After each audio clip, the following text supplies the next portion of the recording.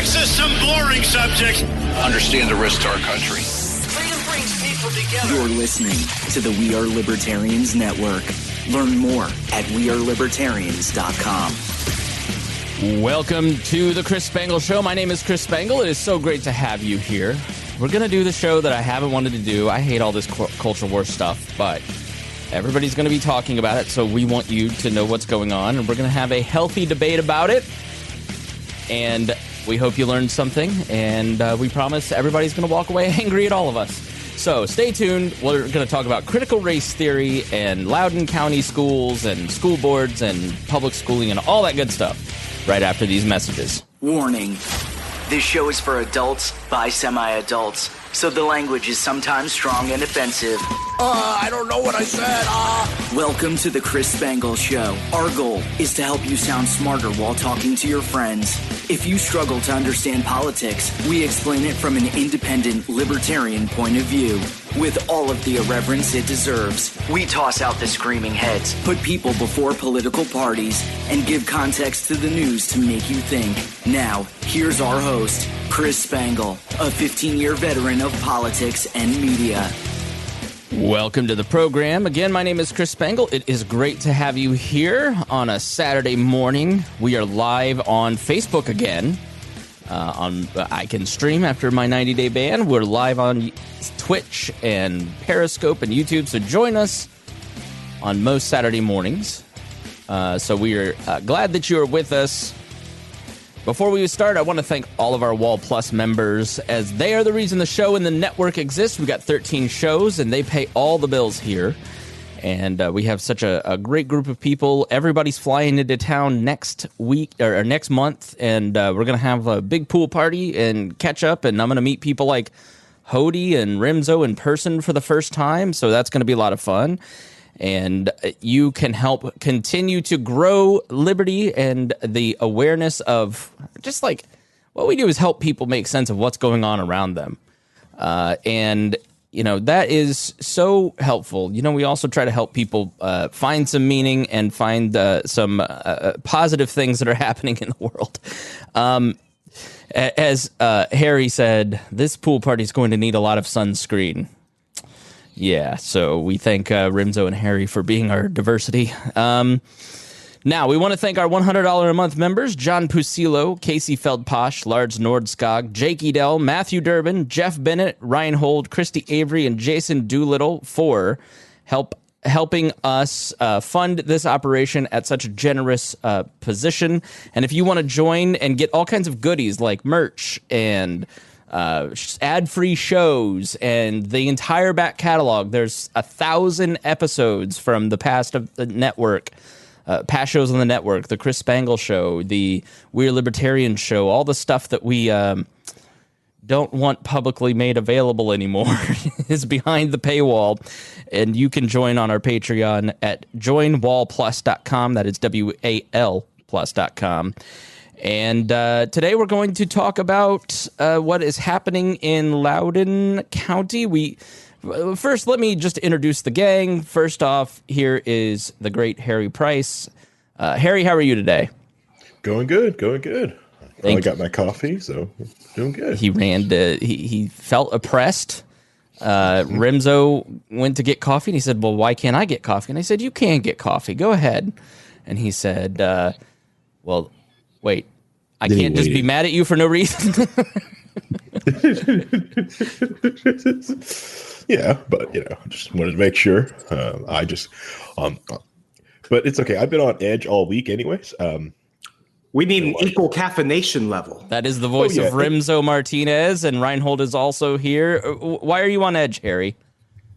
No, my wife has been coming in and subtly lowering the temperature in the house. It was 68 degrees most of this week in the house. It was awful. It is 67. It's terrible. Oh no.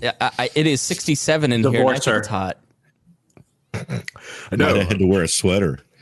Not only do I have my fiance going, it's so cold in here, I have to go work on the back porch. I now have the 2.5-year-old going, I cold. So I'm getting outnumbered. It's not good. They wanted it 75, and I wanted it 65, and it's just a battle. But, I have to whip out the old dad move. You can put on clothes, but I can't take them off. if you want to get warm, and Harry, you have the inverse relationship where you're always cold, and Lacey likes it cold, and you like it hot.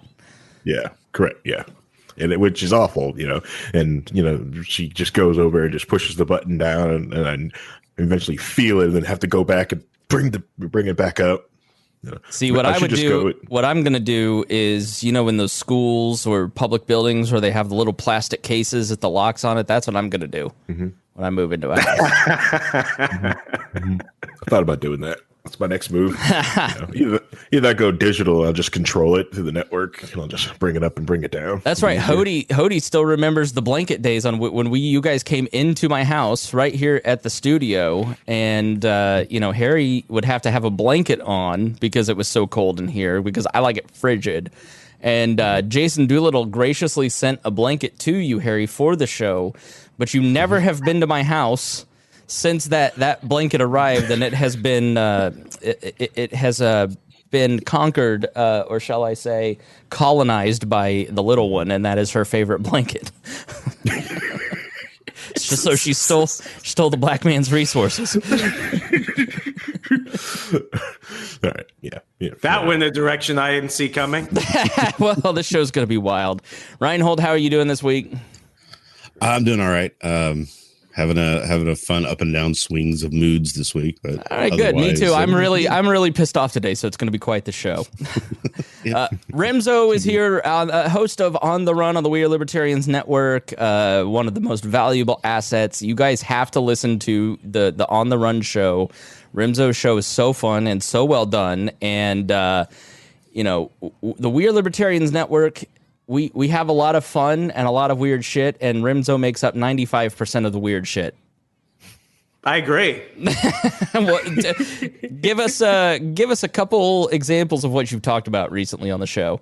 Oh man, where do we start? This is about to get X-rated. We talked about the time I went to go speak at a panel for Freedom Fest in 2017 on the Las Vegas Strip. And I almost ended up on InfoWars. I met a guy who thought he was Batman, and I ended up pissing off the entire Las Vegas Taco Bell. And I was almost mugged. Then I saw some midget strippers fight. That was all within like a 10-minute monologue on one episode of the show. You could find it on the run.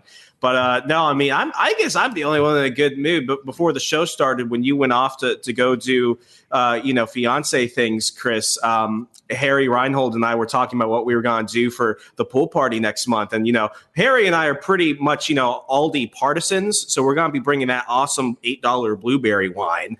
But, Rhinehold had to go ahead and say Kroger is where it's at. And it's just like, okay, you can go ahead and bring the Kroger stuff. Do they sell wine at Kroger? Yes, they sell. They sell like clothing now. I mean, it's like Walmart in there, but the Kroger by May. Kroger's evolving. Mm-hmm. Wow. So yeah, it's gonna be lit. Rhinehold, will you do shots with me? I would love to do shots with you. I will have to be a designated driver though, so I don't know if I'll be able to. It's okay. We'll fix that. We'll find some person on the side of the road in Indy, and we'll be like, hey, man, you want to sit around and eat food? You just can't drink as long as you could drive this guy back. Yeah, you can drive me back an hour and a half away. We'll make it work. If he's homeless, where else does he have to go? Because if I go, because I still have some issues, I may not be able to make it. But if I do come, it's probably going to be with the wife in tow. So. Okay. No! So thoughts are happening. Boo. Yeah. I have to quibble with this. Hody Johns, host of Enemy of My Enemy here on the network, said Remso is the funniest guy in the Liberty Movement, and I don't know that it's particularly close. I have one of the top comedy podcasts in the Pat Down in the world, and I think I'm the funniest libertarian podcaster by a long shot. So. We all tell each other lies. Yeah. Okay. No, Remso is very, very funny. You had a blog. What's your website? Your Substack? Oh, remso.substack.com.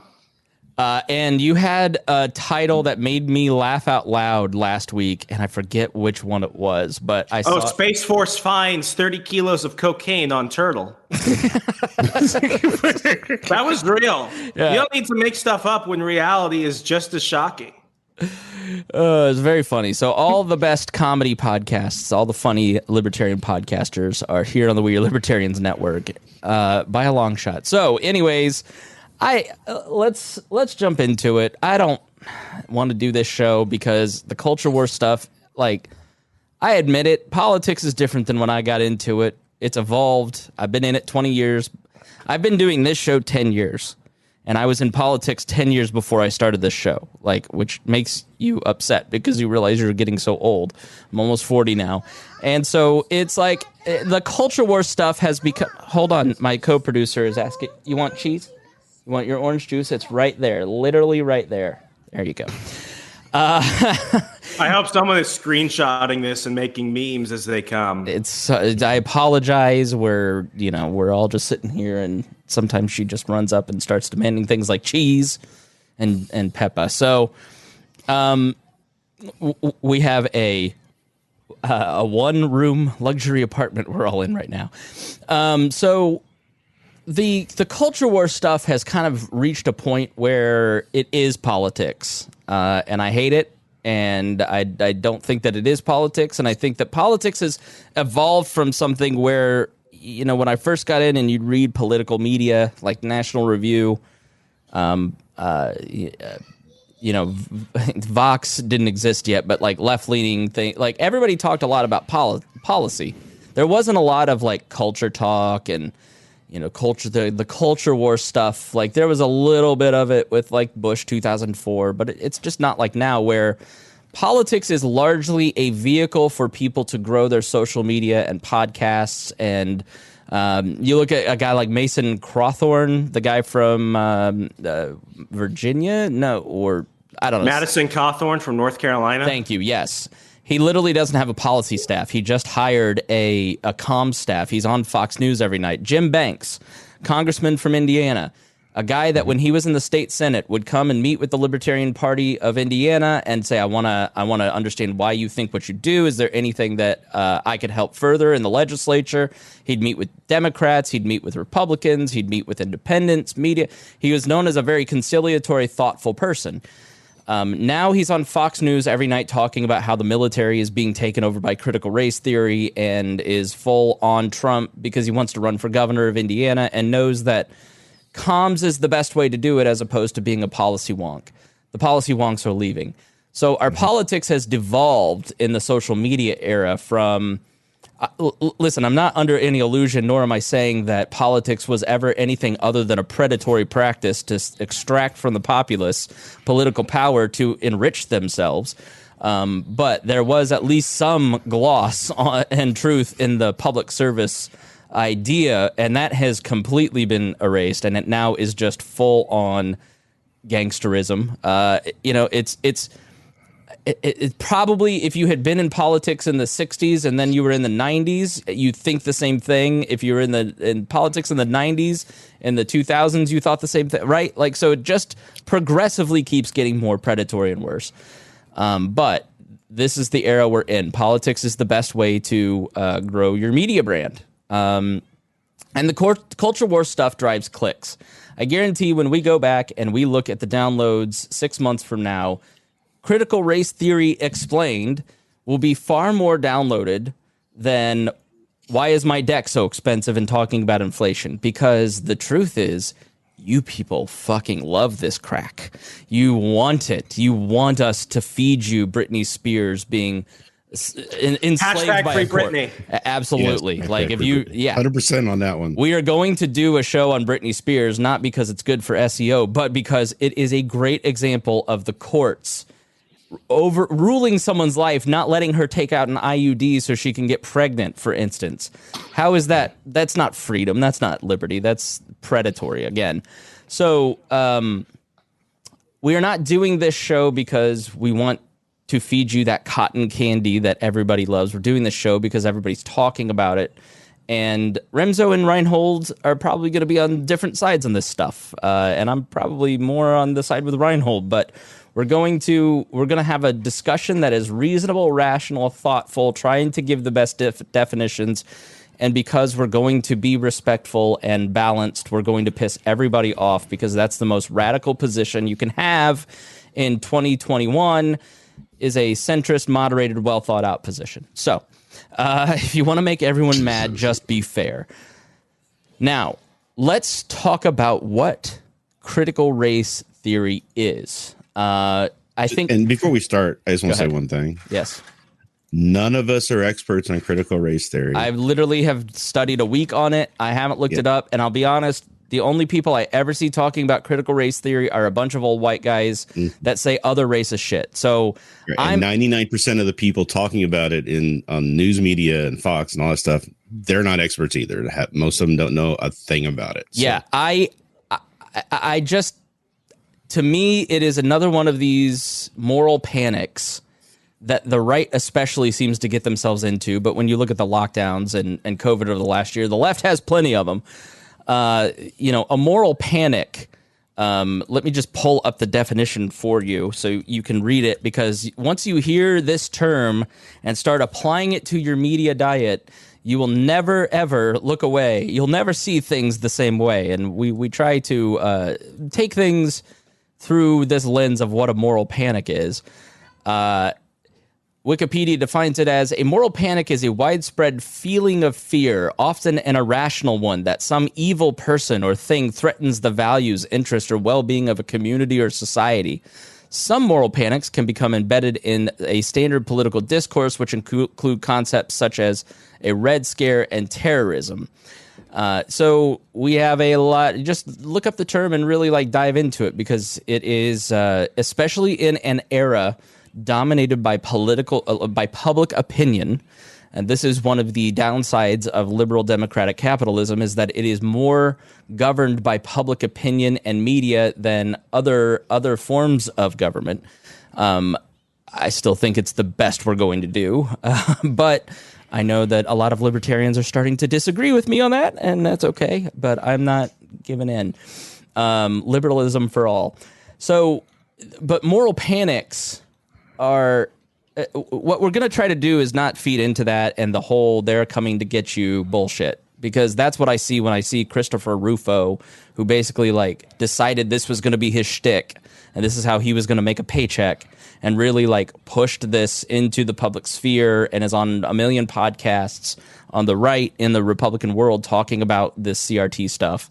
And the way that he talks about it is, I think, detached from the way that Remso prepared some notes for us today. And once you hear it, you're going to hear the definition and go, all right, there's some things in here I agree with, some things I don't agree with, as opposed to, if you let your children talk about racism, they're going to become flaming pink-haired liberals and they're all going to take over. And it's the same moral panic that I saw when I got into the Republican Party in 2002.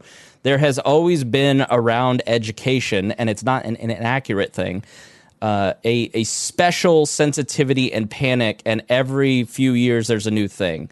There were problems with Common Core, but the way that Glenn Beck talked about it was just so over the top, and which is why people paid attention to it, because of the drama. So this, to me, the CRT stuff, I think is, I'll let you guys, when you hear critical race theory, what you think about, then we'll talk about what it is, and then we'll talk about the consequences.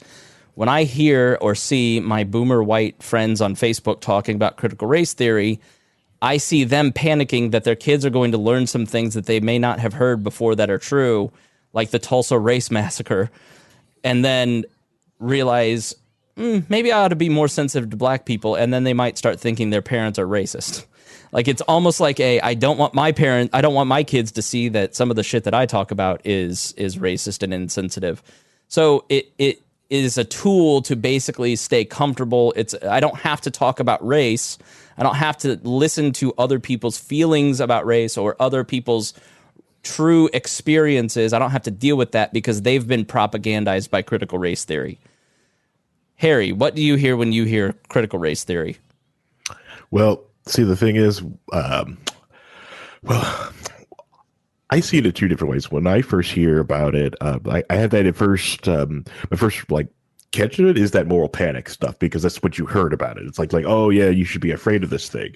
And when you actually start delving into it, is there some people that taken it in a different issue in a different light? Yeah, but I was like, I think people are missing the boat on it. I think this is a great discussion on actually how to actually define terms and to go through things in the legal framework that are just built race that built races. It's a great way to describe and go after different things, or pointing at things that are like when someone was like, hey, can you point out systematic racism? I was like, I sure can. Using critical race theory, you can point out these things. So you see it as a paradigm or like a tool to evaluate and criticize government and its relationship with people. Yeah. Is that the initial like response of the people who created the thing? Oh, hell no. Sure. No. Doing what I want to do with it is no. But when I took the light of it, I was like, sweet, this is awesome. I can finally easily be able to describe my hatred for Planned Parenthood and other institutions the government has put on and has done to the black community. Michael says the same kind of moral panic as those who tried to smear the Mises Caucus with the Nazi label. Yeah, but also be more anti-Nazi, and maybe you wouldn't be smeared that way. So I'm in a bad mood today, Rhinehold. Go ahead. So what do you think when you hear it? When I hear critical race theory, whenever I talk to anybody about it or I hear about it on the news, it's way different than when I read into, okay, let me look at the documentation. What are the course notes that they're doing? What is it? So when I first hear about critical race theory, I heard, oh, they're teaching this stuff to 5 and 6 year olds. No, they're not. That's not what's happening. Critical race theory is taught in a college level or higher, and it's usually around law. And when you look at what the definition of critical race theory is, I'm like, yep, I agree with that. That's true. We know this is true. We know that's true. And it really is more just codifying the fact that systemic racism is in. So what I hear is a lot of people afraid that if we talk about this way, using these terms and this thought process, that somehow they're going to be labeled as racist and they're going to be punished for stuff that they had nothing to do with. And that's not the point, but that's the fear of it. Yeah, and that's when you get into... And I'm not going to say that it isn't... it's seen as a Trojan horse to socialism, and I'm not going to say that it isn't that. Because I think when you look at the motivation, like Harry said, when you look at the motivations of this stuff, there is, the conversation about race, the people who push forward the conversation about race. Martin Luther King was this way, right? And this has not changed, really. Like, Martin Luther King Jr. was... towards the end especially, saying you can't fundamentally change the relationship between whites and blacks without changing the economic system. And I don't agree with that. And that is still held opinion by a lot of people who are on the left that talk about this stuff. And I feel like, Remso, there's a fear that if we give an inch, they're going to take a mile. And people are uncomfortable with kind of having this conversation because they're going to be forced to do something, when I don't see it that way. How do you see it when we talk about critical race theory? Did you ever see that movie, Wag the Dog? Yeah, I actually just watched it 3 days ago. It's ironic you bring that up. Have you guys seen that movie? Mm-hmm.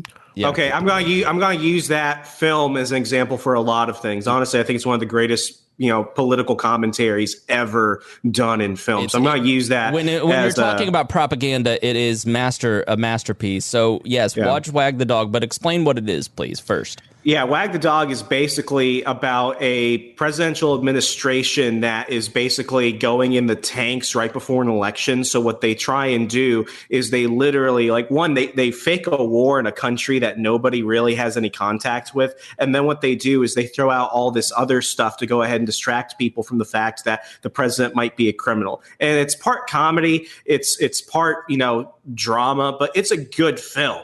And I use that film as an example for a lot of things. So throughout this conversation, I'm going to ask the viewer the question, who wags the dog? Does the dog wag the tail, or does the tail wag the dog? When I look at critical race theory, I see a bad curriculum.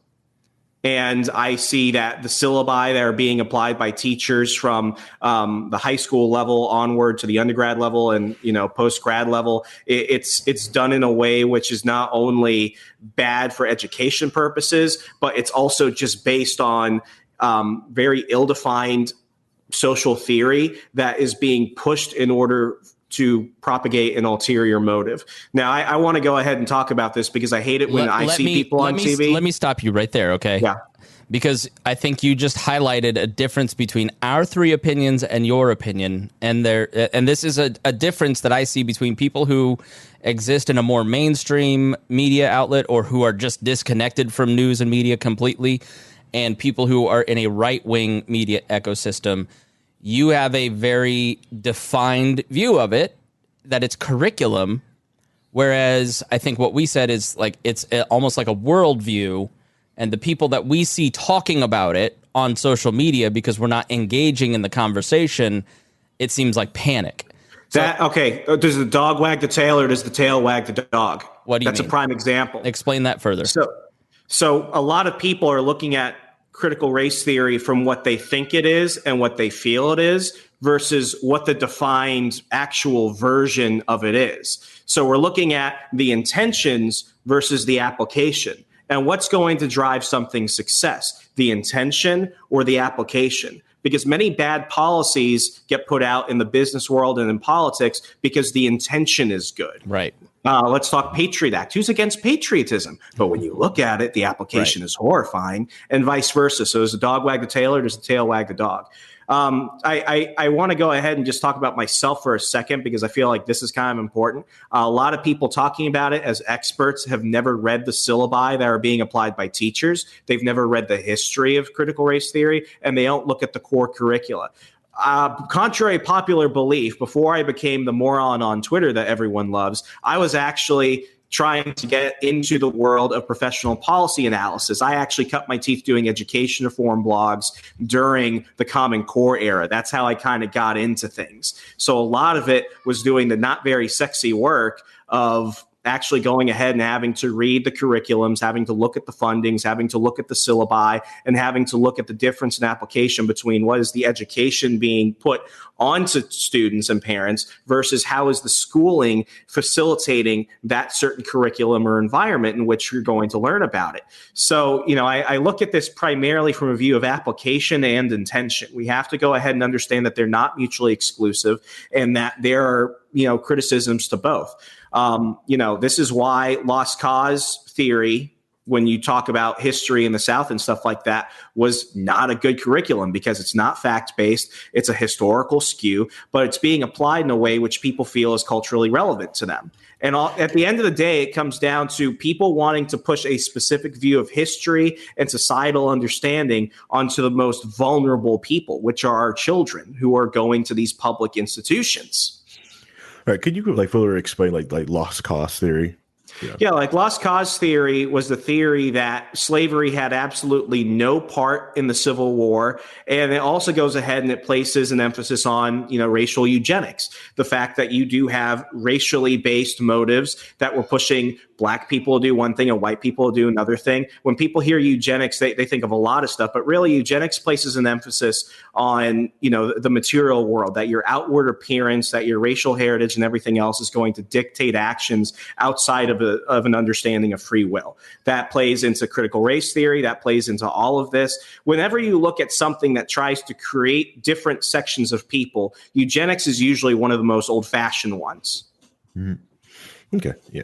The lost cause theory is it's also very, very important. I like to bring up once in a while because when someone is trying to talk to someone about even when the Civil War gets mentioned, it's just you have to give some empathy and forgiveness to them because they probably just don't know, or that's how they were taught, Well, I also think when you look at the North, and this is coming from a Southerner, a lot of people are talking past each other to go ahead and purport a point. Did the South have some actual grievances? Yeah. Does that excuse every bad thing they did? Absolutely not. Did the North have some grievances and otherwise? Yeah. But what we're doing is we're going ahead and crafting a system that pits people against each other through class, through nationalism, and through race.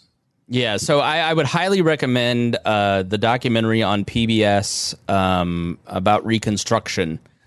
And it is a great look because I don't think most people so James Neese wants to be tagged in here. So we're gonna do the heavy lifting and then we'll let James Neese come in and God only knows what his opinion on all this is.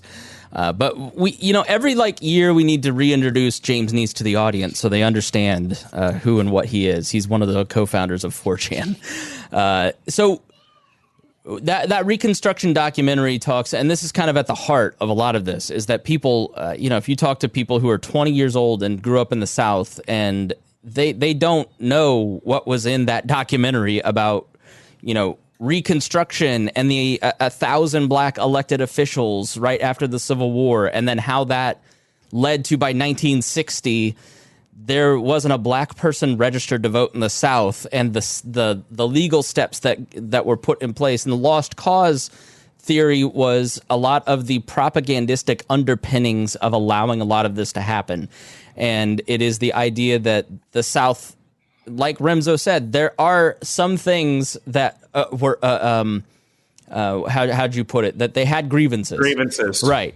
But there's also the fact that you can't ignore that they participated in the greatest oppression of people within the United States, within this country, in history. I mean, it was tyrannical and oppressive. And it seems like if you say that out loud, it is offensive, even in libertarian circles, for whatever reason.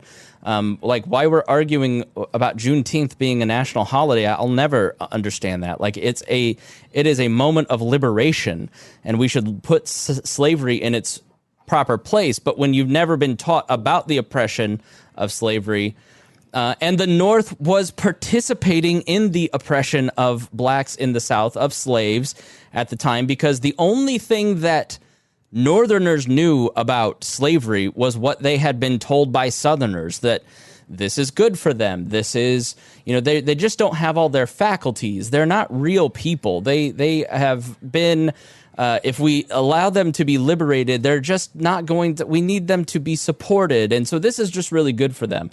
And then when you had Union soldiers march down into the South and witness what was happening, they were the first ones to turn against slavery, and they were writing letters back home going, this is oppressive, this is horrible, and the people in the North didn't believe it. Like, read about Abraham Lincoln's views on slavery before he became president, until he witnessed the bravery of black soldiers in the war.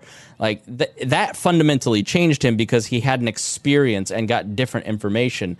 And that lost cause myth floats all the way through Jim Crow. Still, some of it persists today. This idea of inferiority, this idea of the four different stereotypes, the lost cause mythology specifically, and this documentary talks about the lost cause textbooks. That basically the fight over textbooks in the early 1900s, late 1800s, about how we would talk about slavery, how we would talk about the Civil War, how we would talk about the South, was one of the hottest fights in the early 1900s. And that continues today. That's a lot of what we're talking about today. The difference now is we have the internet. Go ahead, Remso. Yeah, so I bring that up specifically because if you don't like lost cause theology and stuff like that, and I use the term theology specifically because it's almost taken on the proponents. It's taken on the factors that you would tie with a religion or a cult. If you don't like that, you're not going to like critical race theory. And we can start getting into some of that. Why is that? Because what you're doing is you're trying to shift history through the lens of a worldview perspective. And what happens in education is that you very rarely have competing theories discussed in the classroom. That's done very intentionally. And it used to be, we're going to put kids through K through 12 public education. They're going to learn the foundations, reading, writing, math, a little bit of history. Then what they're going to do is they're going to go to the universities if they choose to. And what they're going to be exposed to are competing theories. It's like we don't teach creationism in schools. We teach the theory of evolution. Why? Because there's an appeal to authority, because the people who go ahead and design the core curricula have basically said that this is a theory, but this is the only theory you really need to read. When I was in high school, I took AP Environmental Science. Ironically, believe it or not, at one point I thought I wanted to be an environmental science lawyer or environmental law lawyer. And, we spent almost an entire semester looking at global warming and man-made climate change theory. And then we spent 1 week, literally 4 school days, talking about the counter theory to that man is not responsible for climate change. 1 week, if you're going to give a balanced approach to things, you don't spend an entire semester on one theory and then give a week to that.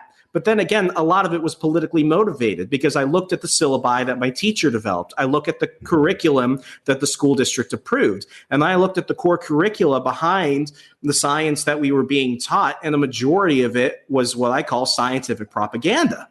So if you want your children to be exposed to things by adapting these different curriculums in, you're not getting a broader perspective. You are literally replacing one for another. That's how it works every time. But critical race theory is only going to be one of these things. We're going to have another discussion about this a few years from now on something else.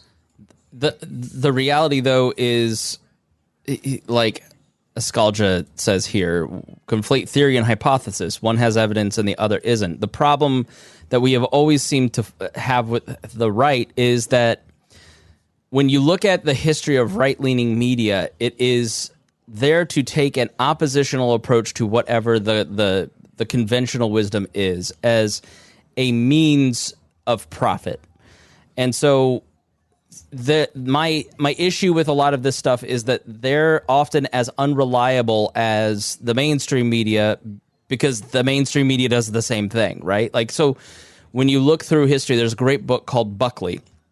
It's by Carl Bogus. It's about National Review and the conservative movement before him and his building of National Review. And you see the impulse to go into theories that have just been proven to be untrue because it was standing against the world, athwart, what's the phrase, Rhinehold? Standing athwart history and shouting, stop, right? So when you talk about, like, I believe in creationism. I mean, so, I also see intelligent design and evolution as complementary to each other. I would love that to be taught. And I think the reality is that that's never going to be taught in public schools, which is an argument against public schools. When you look at the way that I learned about history, I grew up going to St. Augustine, Florida. It is the longest running contiguous city in America. It was founded by the Spanish in 1568. It was inhabited by the Timucua. I think it's Timucua. I just can't say it the right way. I'm not going to try. Right. When I grew up going twice a year to St. Augustine, visiting every single one of the museums, reading history about St. Augustine, being absolutely obsessed from it from 5 years old, I never learned about the Timucua. I never learned about the absolute massacres that took place in St. Augustine. And in a lot of ways, I'm going to eventually do a podcast about this, is that it is American history, right? Only now are they starting to do research and study the indigenous people that inhabited northeastern Florida before the Spanish arrived. The history of St. Augustine, as presented by the city, as presented by experts on it, never delved into Fort Mose, which was a free black fort where escaped slaves would escape down into Florida, inhabit this, and fought for the liberty of St. Augustine. The indigenous people were there. It was never discussed. And so I went back for the first time after a decade last year, and I remember kind of feeling like, not lied to, but cheated in a way. Like I had only been presented the European history of that city, and it had a much richer history, and it had a much more complicated history of murder, of victories, of failures, of just people. Like people are people, right? Like, and so I guess maybe at this point we should define what critical race theory is, because I think it sort of takes that complicated experience that I've had with St. Augustine and tries to put it into a framework. Let's define the term and then continue this conversation, Remso. So tell us what critical race theory was meant to be, not what it is widely understood to be today. Yeah, but before we do that, I wanted to find two words. I'm gonna say history and I'm gonna say social studies, and I don't mean the same thing. By history, what we're looking at is the hard evidence, actual documentation from the era, and understanding of the context, the actual evidence of the account of which it happens, and no one disputes. Social studies is how we view history from a certain perspective. So I've got that out there. And definition I went ahead and pulled up is from Encyclopedia Britannica. I'm going to go ahead and give Chris a better outline of the show notes because mine looked like, I did them at midnight. So you can go ahead and click on the links and look at this yourself. When did you do them? Don't worry about that. That's not the point.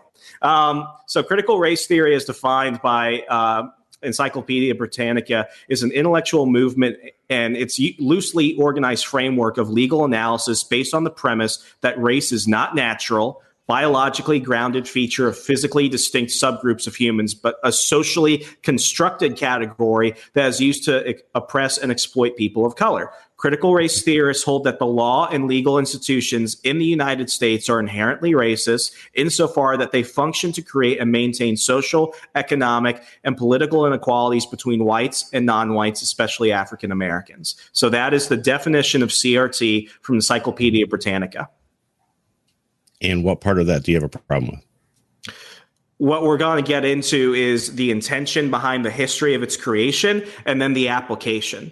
And what they're basically doing, like any other theory, is they're coming up with the argument of which the worldview is constructed. So right there, I've got some problems with the worldview construction of that, but that right there is just the definition. So if we want to go ahead and look at the history of it, and I'm going to jump through this. Yeah, its immediate precursor was critical legal studies movement, which dedicated itself to examining how law and legal institutions serve the interests of the wealthy and powerful at the expense of the poor and marginalized. Where have we heard that before? We're going to get to that in a second. Every libertarian discussion. Every libertarian podcast I've ever heard.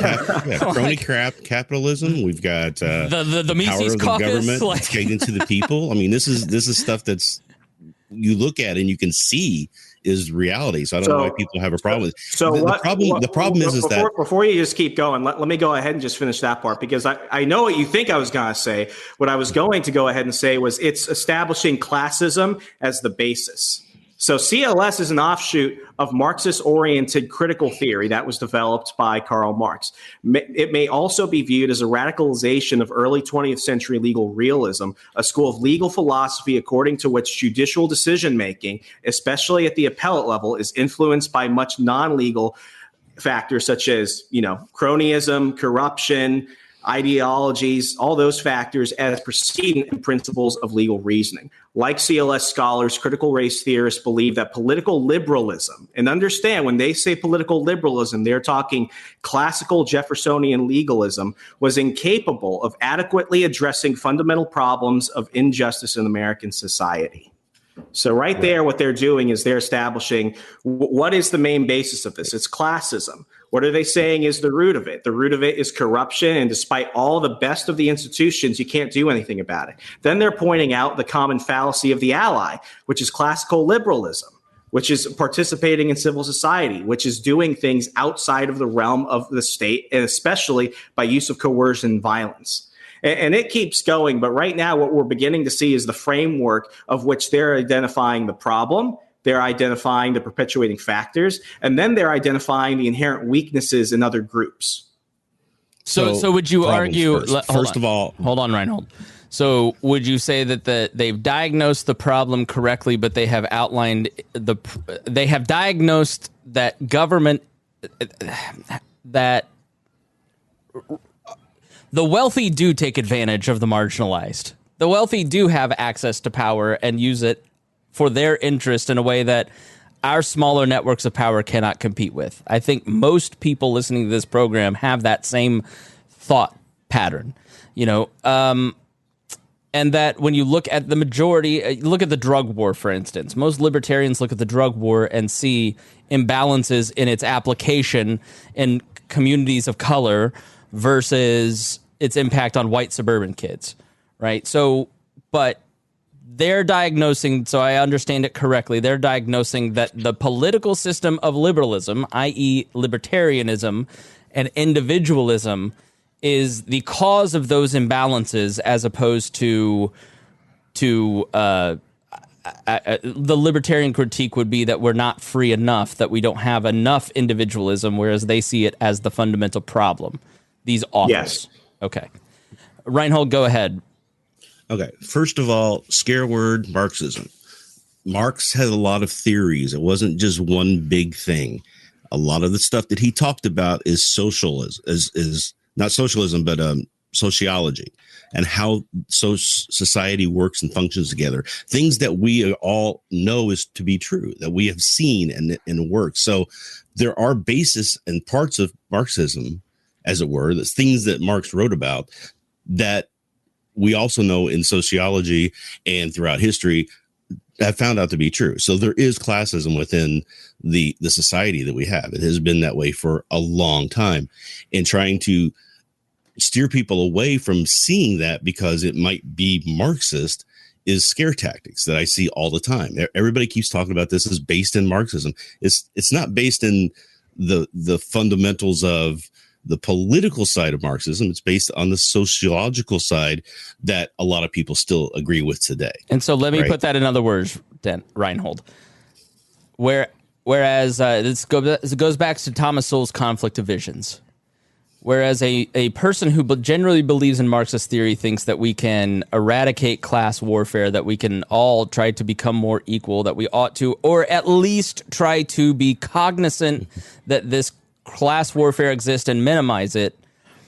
I, and a lot of libertarians look at it and say, you can't change that fundamental truth of human nature. You can only design a system within that truth. It's as immutable as gravity. And so you need to find ways to encourage people to become part of the upper classes. You need upward mobility, and you need to design systems that encourage the more people, aka since 1990, global poverty has been cut in half thanks to liberal democratic capitalism. Is that fair to say? Is that a fair a restatement of what you just said? Basically, yeah. I mean, the idea that so there are some theories within critical race theory that liberalism can't solve the issue by itself. Like there's something else that needs to be done, some way to look at it, but it doesn't necessarily say that's not it's the only way, or this is the you can't do any kind of. But it's also very critical of a lot of left-leaning elites too, right? I mean, there's a syllabus out there right now. What's it called? One of the classes, legitimizing race discrimination through anti-discrimination law, critical review. So that's looking at how anti-discrimination laws are perpetuating discrimination, right? And that's something I think we all agree with. So there are aspects of the critical race theory that we really, as libertarians, embrace, because it's looking at the systems of things that are happening inside of a state environment, of a government and laws. I don't like the government because it poorly impacts marginalized people. The trickle-down economics of Joe Biden, by sucking up more of our tax money, it doesn't trickle down to the people who need it the most. It trickles to the people who have the most power, who have the networks of influence. I would say people try to say Aaron says, and this is a fundamental misunderstanding of Rhinehold.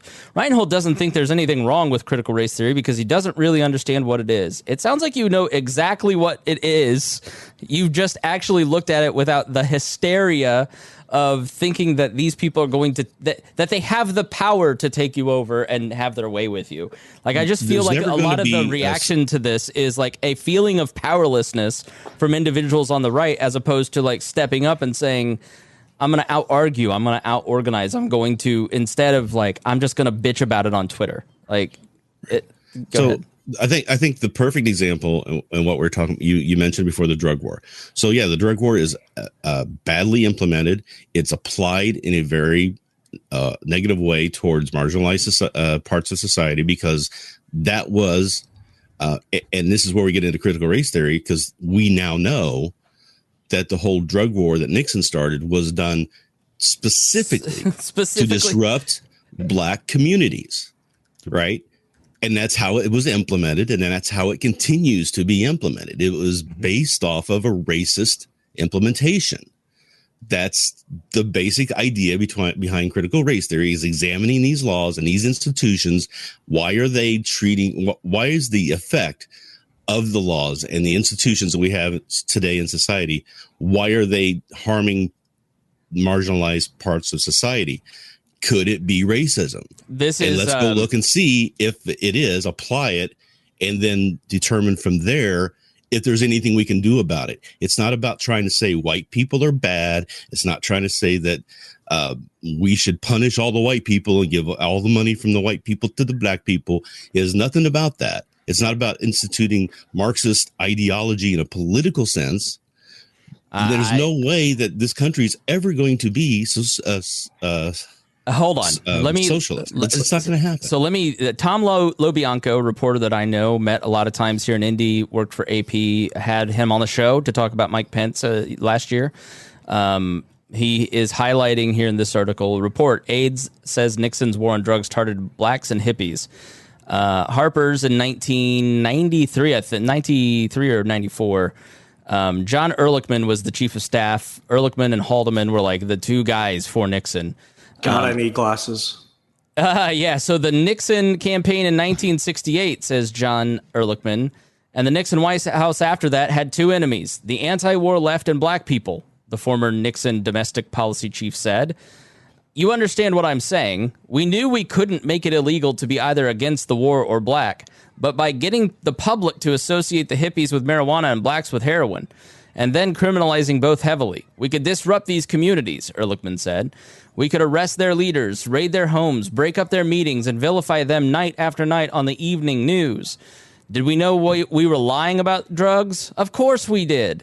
That's straight from the horse's mouth, and that's part of what libertarians fight against. It's that, you know, you hear boomer conservatives talk about the black family. Well, they voted for Nixon, right? Like they contributed to that. Now let me say this. I know we got to have Harry jump in. I think you're being naive, Rhinehold, when you say that there aren't people that the driving theory. Maybe your intention is not to bring about a Marxist society. Maybe your intention is not to the idea of the oppressor and the oppressed. I'm going to let Remso talk about that next part, and then we finish the definition. But the intention, Remso, for some people, here's what you have to understand about politics. The opposition is always right about you. It doesn't matter what the opposition is. There are elements of what the opposition is saying about what you're presenting that is true.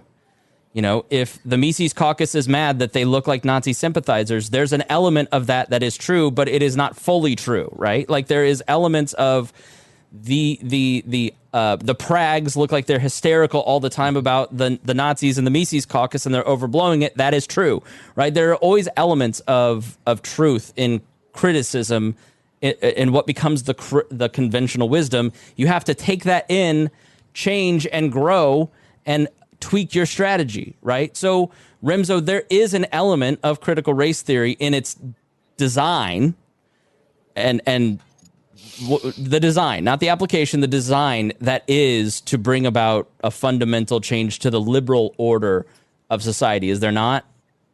I will answer your question with a question, Chris, since you and I both have a Christian worldview ourselves as individuals. When Satan quoted scripture, did he misconstrue the words? No, he asked questions about it and had different tweaks to it, right? Yeah, so to accommodate your point, yeah, there's always a little bit of truth to that, but the truth and the intention are always going to be used as a mechanism for change, and that's a political tool. It's neither good nor bad. It's a political tool. The intention behind it is ultimately what goes ahead and brings about the changes. But I mean, I will disagree with Rhinehold on one thing. When you look at the praxeology of Marxism, let's go ahead and look at the people that created the core curricula in which CRT is developed. It's Richard Delgado and Gene Stefanik. They are Marxists. Like when they say it goes back to Marxism, what they did in 2000 with their book, Critical Race Theory and Introduction, they rooted it back in Marxism.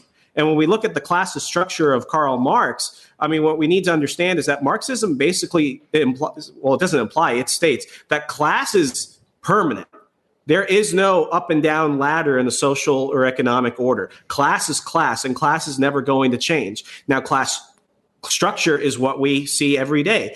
Lower class, middle, the middle class, the upper class. But in a liberal society, we can move up and down that based off our actions and sometimes things outside of our control. No one will argue that. But that's the thing. They go back to that Marxist root, which is through the sociological application of which you can never change it yourself, and then through the political application, which means only the state can go ahead and do it. Now, let's go ahead and look at the tenets. And all these tenets are going back to the core curricula. Now, you have core curricula, which is established at conferences when all these people develop basically the outlines of what's going on. You have curriculums, which are tweaked versions of that go for wider school districts. And then you have syllabi, which are typically assigned by the teacher themselves. They go ahead and they learn their class, and they go ahead and bring in different books, and they might look at different movies and stuff like that. So there's the order in which it's distilled down. But that is the basis of which everything funnels through.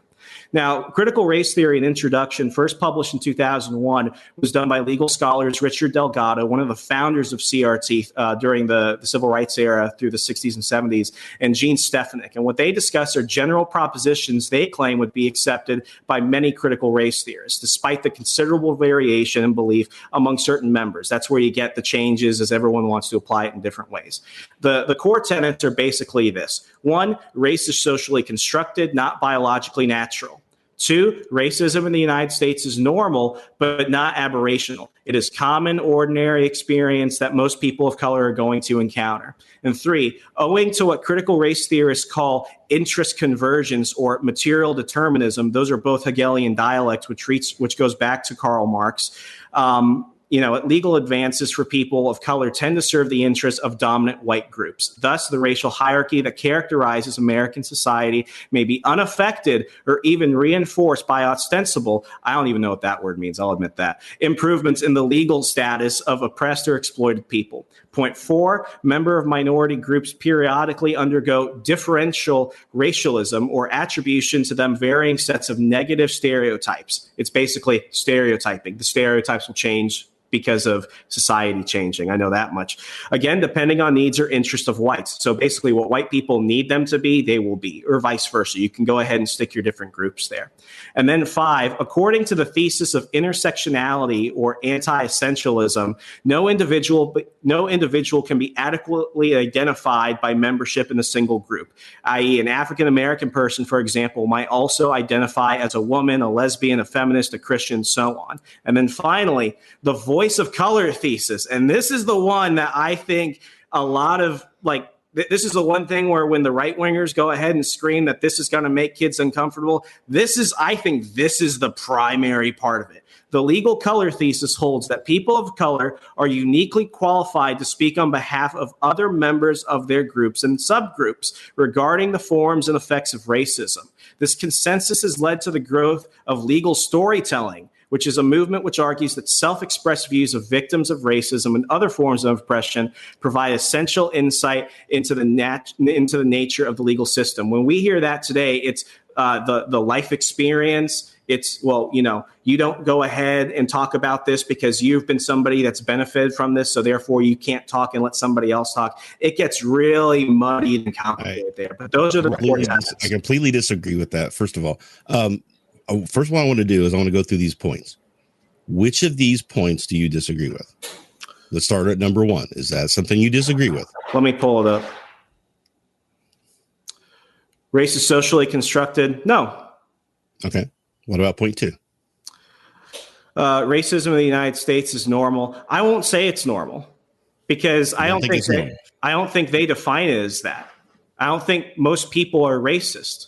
And when you look at the term racism, I'll define racism. Racism is an explicit hatred of people based off non-controllable factors. And that goes counter to point 1, which is if it's socially constructed, then you can control it.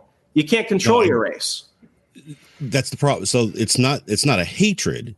Racism is just prejudging somebody based off factors that they don't control.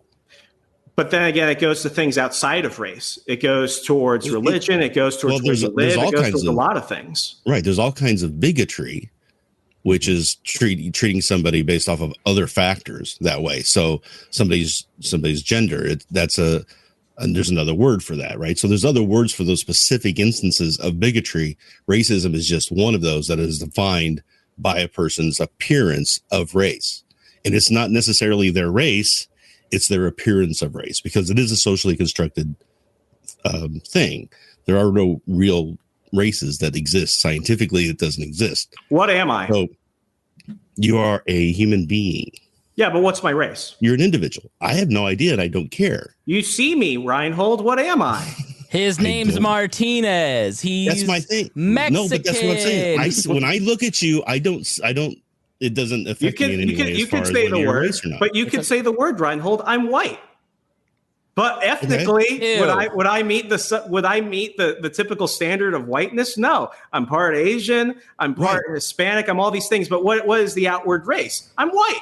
It's how it is. Well, it depends. Like I said, it depends upon view and who defines what is race. What is Harry? That's kind of what I'm getting at. Is that you're going to see differences in people. People have associated those with groupings, and in the past, those have been done. So for the reason of separating people. So the argument that you two are having is basically that the argument is that race is biological or race is cultural. That it is. There is no biological race.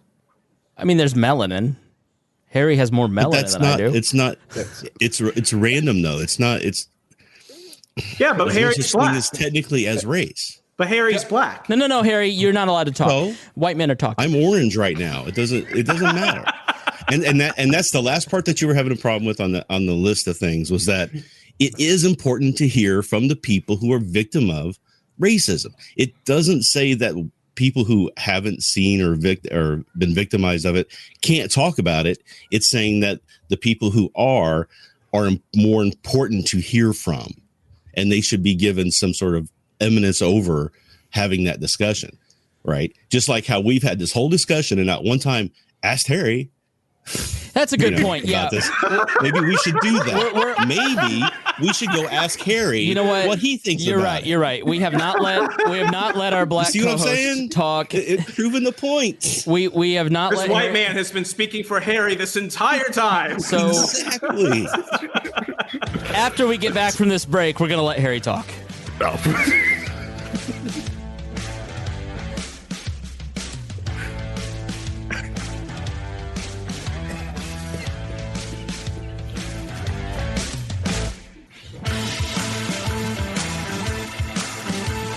Welcome back to the I almost said the critical race theory of Spangle show.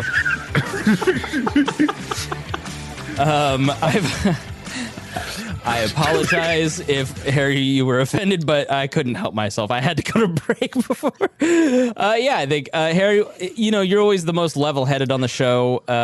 What you've just been listening. Sum it up for us. Where are you at with all this? First thing is you'll probably never be able to time that again the way you did ever again. Second, identifying as a god, and I don't care what you guys think.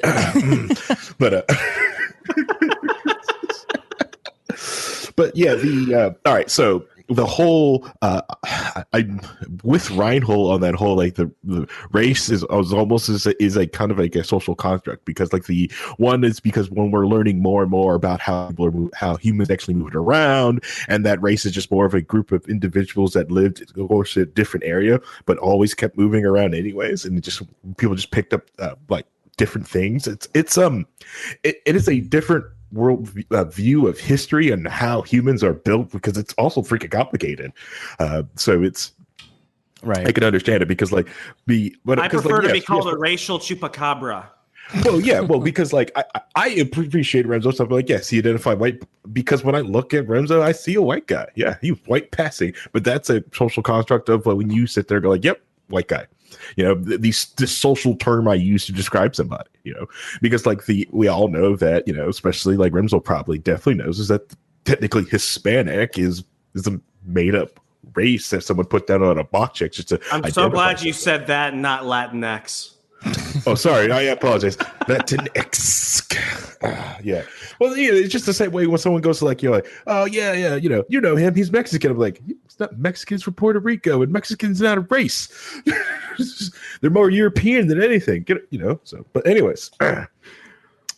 But I also see where Renzo's coming from, because like it's also because it is the syllabus on how critical race theory is being applied in certain schools. It's that syllabus that is coming home, and these kids being at home, and it's this ineffective way that is being taught to children.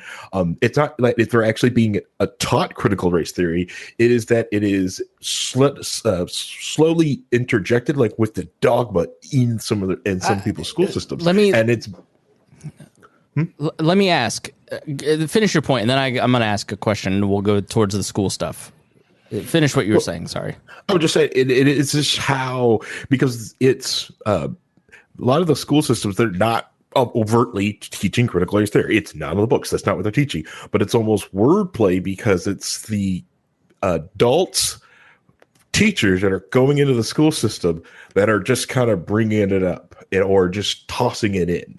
It is one of those things that I think that's more of what Remso or what the people like the school system. That's what I see as like that's what the hubbub's about. Right. Yeah. And I agree that's a problem, that we have a lot of bad implementation that's going on, that people who have gone and got critical race theory and then have twisted in their heads, and they're trying to teach to kids, and they're trying to introduce some of these ideas to them at an earlier age than maybe they're ready for. And they're doing it wrong. But that's not critical race theory's fault. That's these people's implementation's fault and how the school boards are handling it. Correct. It's the weird things that when you see in the school system talking about, like, well, like working hard and all this math, that's racist. No, that's the weird stuff. It's the nut picking that, and we see it because we're closely associated with the right. Both sides do this. Everybody talks past each other. It's like it's the conversation that like Dave Smith and I had on his show. It's like I don't listen to Dave Smith. I don't really know a lot of what he talks about. I just saw kind of the nut picking of his worst parts, right? But there's more to him. Like when you have a racist relative, yeah, that part of them is ugly, but you also have other pieces of them that you love. But it's easy to pick that one part and focus on that. Like when the right talks about Latinx, or, it just happened in the comments here, back to grouping. Who else uses the term AAPI besides critical theory weirdos? Asians don't even know what it means. I don't agree with that, but there is an element where this person, Aaron, has seen, why are we identifying race? Why are we talking about race? Well, a lot of the people who are Asian want to have their voice heard and don't feel that they're represented in the broader society in the way that white culture is. But then I've got a funny story, Chris, real fast. Okay. I'm going long here. But then, white people hear that and go, well, I don't have to think about race. I don't have to think about being white. Why are you grouping me as white? Well, you've never had to think about it, which is kind of what they're saying, is that like our cultural experiences are different, and we want you to understand in the ways that the government is hurting us, or but we do get lost on the Latinx stuff or the slides from some presentation to kindergartners about something, and then like everybody, and this comes into the propagandistic part of it. Parents, I think if you asked 10,000 people, do you want critical race theory taught to your children? The majority would say, no, I don't want that taught to them. But if you said, do you want, I learned about this by reading a book by a guy who is, I think it's Gene Horn, and I never heard about Cerro Rico. Cerro Rico is Rich Mountain in Spanish, and it has 50 tons of silver were taken out of this mine and transported back to Spain. It's in Bolivia. It is thought to be the most deadly location on Earth because millions of people took silver out of this mine, and it was shipped back to Spain. 85% of the silver produced in the Central Andes during this time in the 1500s came from Cerro Rico.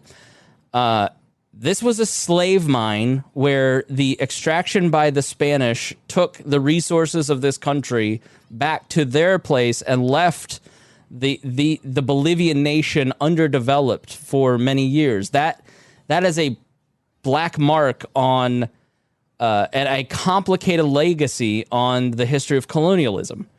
Do you want your kids to learn about the complicated history of colonialism and racism and Jim Crow and slavery?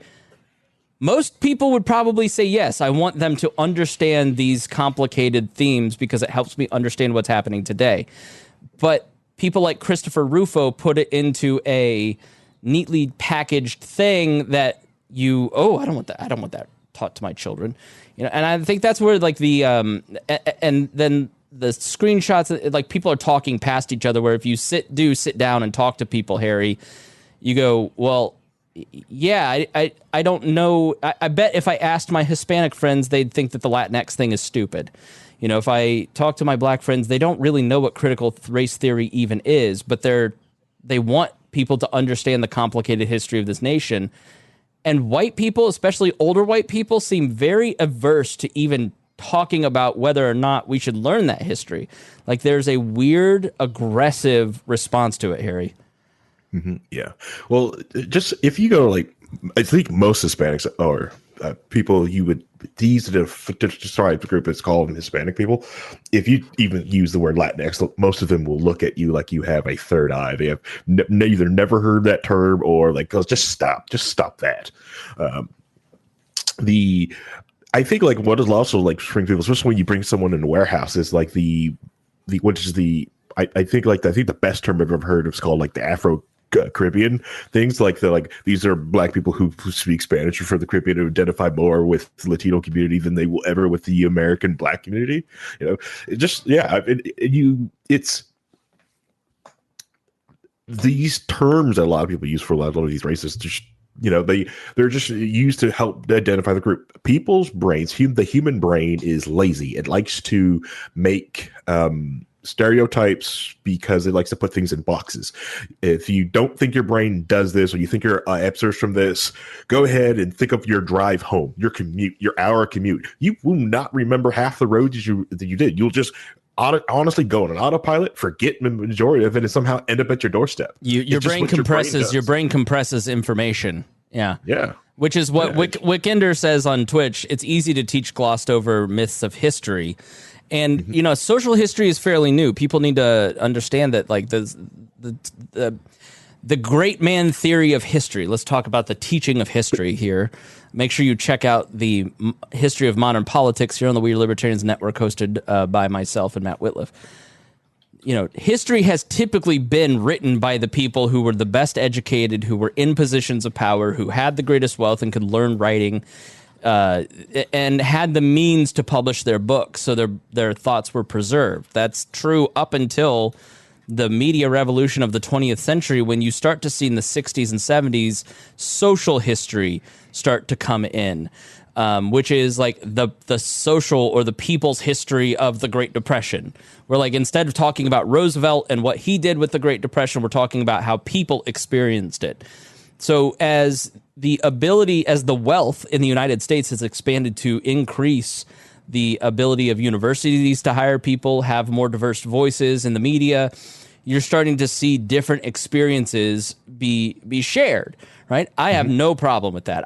I don't see representation as subjugation, and I think that is sometimes a misnomer.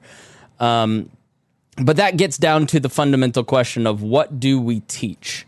What should be taught, right? It's hard for libertarians to argue over what should be taught in public schools, Harry, because why are we sending our kids to public schools? But at the same time, I loved my public school education. I got a diverse intellectual range of things because I was from a wealthy area. I didn't just have that compressed view of history and here's what we're going to teach you about black people. It's George Washington Carver and he did the peanut, and then here's some Harriet Tubman stuff. That's kind of what I think a lot of people are taught. And you guys, Remso, you tell me that doesn't seem unfair for different cultures to have their information presented in curriculums. I think you're going after what you think the intention is while ignoring what the intention actually is. And the intention specifically of just CRT, and let's just focus on this one thing. CRT goes ahead and it creates the compounds of religion. We can get to that later if you want. But the intention is to establish a Marxist socialist state in which classist structure is going to go ahead and decide the equity of people's lives. I disagree that just That's because what they the people say, who though. did this, That's what they say, though, Rhinehold. That's what they say.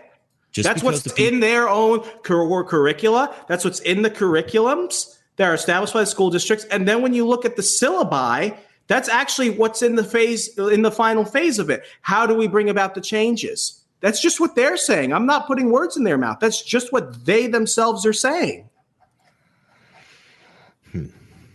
Now, Chris, to go to another thing, should we have an understanding of this? Absolutely. This is embarrassing, but I'll admit it. The first time I ever heard about the Tulsa Massacre was in 2019, watching HBO's Watchmen. In the first episode, at the beginning of that show, which, by the way, even if you're not a comic book guy, go watch HBO's Watchmen. It's really good. In the first episode, they show the Tulsa Massacre, and I'm watching this with my brother, and I'm just like, what the hell is this? This can't be real. What type of world are they establishing? And then we Googled it, and oh my God, it was horrifying. Trying to understand and broaden your understanding of the world and coming to your own conclusions, that's a core aspect of classical liberalism. But let's also look at the people that are putting this. The people advocating for CRT in schools are not advocating for their own students to go ahead and learn other theories. These are the same people that shut down Ben Shapiro when he goes to speech. These are the same people that riot whenever a professor comes who wants to talk about something unpopular. These are the same people that are going ahead and turning our institutions of higher learning into echo chambers. So when we look at the application, when we look at how it's actually being applied to the world, and then we look at their explicit, direct intention, that's not what we're going at. Remso, a plug for your other show. It's embarrassing how much I've learned from watching comic book shows, says Zachary Fish. What's your other podcast with our good friend Mark Claire? Second Print Comics Podcast, the Second Print Comics Podcast. Go ahead and check us out, secondprintcomics.com. All right, hold on. Go ahead, with Harry. comic books, because Remso's a comic book guy, right? It's like also the bastardization of what they did to Static Shock, because Static Shock's the writer blocked me. Really? I love Static Shock, and she blocked me. It's all right. All right, so Static Shock's origin, like, so the Bang Baby thing, the theory, like, because even like the 4Kids TV show try to water it down a little bit on what freaking happened to these kids. It was like, remember correctly from like the old school, like they bombed their neighborhood, like when the police bombed the neighborhood, and like, it's the move bombing in Philadelphia. Mm-hmm. And you know what just came out in the move bombing in Philadelphia is that the coroner, who I think is still there, intentionally hid the bones of people to hide that it was a racially motivated bombing. I mean, this shit is coming out all the time, and this is where, you know, we can talk about application, but like, I get what you're saying, like Remso, like the intention is there, but where I, even though I consider myself to be a part of the right, I consider myself to be a Christian conservative. You know, I'm more of a communitarian than whatever conservatives are today. I consider myself like more in line with the libertarian, the communitarian ideals. But where I think I break is like the fear, because I trust the American people that when they start to see things, when they start to notice that, like the lockdowns, like I just remember arguing with another libertarian podcaster during the lockdowns or last year about masks. Like, we're going to be doing this forever. You don't understand. They're going to make us do this forever. And I'm like, no, they're not, because people are not going to accept that as the reality. The people are in charge. Like, the fundamental truth about the lockdowns is that it had 90% approval ratings, and that's really what the people wanted. And that's hard for libertarians to reconcile because we see it as so immoral. It's hard for us to look at the government that we have and reconcile that this is kind of what people want, and we're losing the debate in a lot of ways. But when they get to a breaking point, when they start to see what the government truly is through the pandemic, and they see that they're going to be, I'm not going to do this for 5 years. What the fuck are you talking about?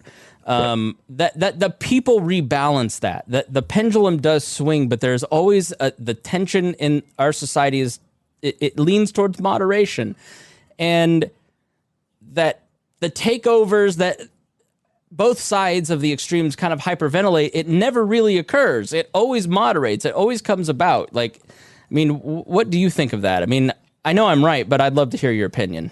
I agree with you on the optimistic side of things. Like, I just got here to Wisconsin, and like nobody's wearing a mask anymore. Like, the people basically told Governor Tony Evers, we're just basically done. But it's this idea of a free market. Talk about visiting from Virginia to when you were thinking about moving here and Noblesville and shopping. You remember? Oh yeah, when I was there in January, Noblesville was pretty much a place where they stuck by, and I think, correct me if I'm wrong, I think the mask mandates and stuff like that were still in effect in January of this year. Oh yeah, we had Indiana. We had the mask. Like, most of the stores were pretty lax about. In a lot of places in Indiana, there were, but it was really dependent upon who was enforcing it. I mean, a lot of stores would, have the signs up, but then people would go in and nobody would say anything, and people would do what they want to do. And like Noblesville, I went to a bunch of antique shops to grab a whole bunch of like old comics and stuff like that, and like it was, the employees had to wear it because that's what the employers wanted, but like they were just basically like, do what makes sense and be safe. Social distance and wear it if you feel more comfortable. Other than that, it was the most freeing environment I had felt in a very long time. Now what I liked about it too is that there was nobody going, "Oh, you don't have a mask on," freaking out, or saying, "Hey, why are you wearing a mask? You shouldn't be doing that either." And I saw a lot of that happening. You had a lot of it didn't happen here much. Yeah. And in Virginia, the exact opposite. There's a story about this guy in Old Town Alexandria, near where I lived. He was on one side of the street on the sidewalk, and then he had this couple walking their dog without masks. Now, the guy on the other side of the street was wearing a mask. He went out of his way to walk across the street to tell them to create more distance as well as put on masks. And then he was hit by an SUV and died. Completely different world. Okay, so, R.I.P. Mask Man. Michael says it follows what I've been reading about critical theory. In the comments, he's been very kind of anti-critical theory. Sorry, I pushed the wrong button on the wrong hand. What I will say to our audience is that don't read Christopher Rufo and what he says about critical race theory because he's an opponent. But one tendency that we have in our society today is to read our side's opinion of the other side. If you want to know more about critical theory, there's a guy named Ben Agger who has written a bunch of books. Cultural Studies as Critical Theory. Let's see. Critical Theory of Public Life. eBay is a better place to find his books than Amazon, to be honest. But his name is Ben Agger. He was a professor at a university in Texas. He really wrote a lot about critical theory and helped shape what that critical theory and thought is. But his name is Ben, B-E-N, Agger, A-G-G-E-R. He died in 2015, but I own several of his books and have read a lot about what he says, and it's like you get a different appreciation for other sides when you intentionally engage in what they think. Now, let's move on. James Neese, welcome to the program. You guys are going to act like I have a camera, and I don't have one of those. Like, I do, but it's somewhere in, like, the closet. Let's explain who James Neese is. James, you were an early adopter and nurtured 4chan. You've been a co-host here on the show for most of the decade. You are, when I met you, you were a mutualist. You were the first left libertarian I ever met, and the only left libertarian I met until 2019, which, oh my God, the left libertarians are taking over, and I knew one. But you always have like a different opinion, and because he is big on 4chan, turn this off if you're in the car with your mother, or if you have kids in the car, because God only knows what I have instructed James not to say anything racist because he thinks it's funny. But we'll see if we can get through that. Now I want to hear it. Yeah. Sure. So James, have you been listening? Yeah. You can watch me play Diablo while I do this.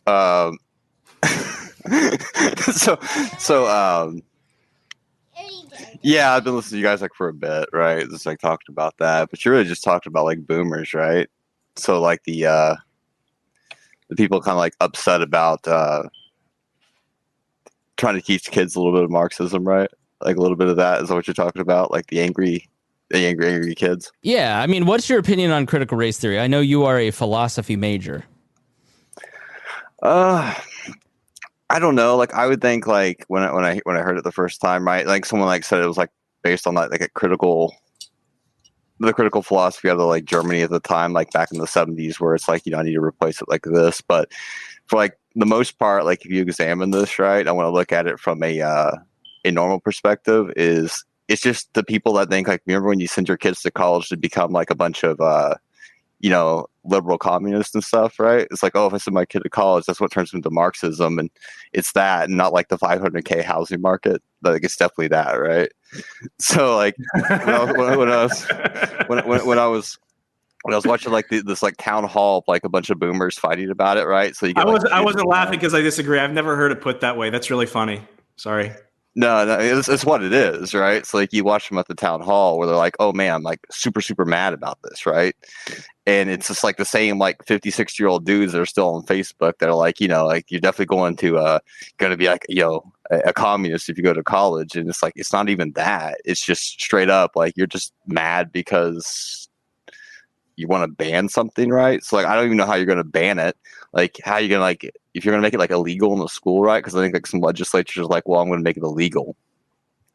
But when I look at it, I'm just like, how are you going to even do that? You're going to like go in like the hallway, right? And like, hey kid, talking about black people in a positive way. Like I think I heard that in the hallway, right? So like you got to like kick the kids out of school. James, do you kind of like that's kind of how it comes across to me? It's like they don't like black people. The boomers that I see on Facebook, like I get it, we get it, okay. I mean, I get what Remso's talking about, the very specific stuff, but when we're talking about the application by a lot of these boomers is that they just don't like black culture and they don't want anything to do with it. And it's the same people that have said, the pull up your pants statuses. Well, yeah, they don't really have like a good argument against it. It's just them being upset that it's something they don't want their kids to know about. But to be honest, your kids are probably already Googling it anyway. And it's like Wikipedia exists, right? I can like go to any like Facebook or Twitter group and read about it anyway. So it's like a moot point. It's like trying to ban it out from schools, right? Just doesn't make sense. So I'm like, what's their biggest complaint? And at the end of the day, it's just because like they're old ass boomers. It's literally it. They just don't get it, right? It's like, who cares? Michael, point, right? Please comment. Who mischaracterized you? Love to know. What do you mean?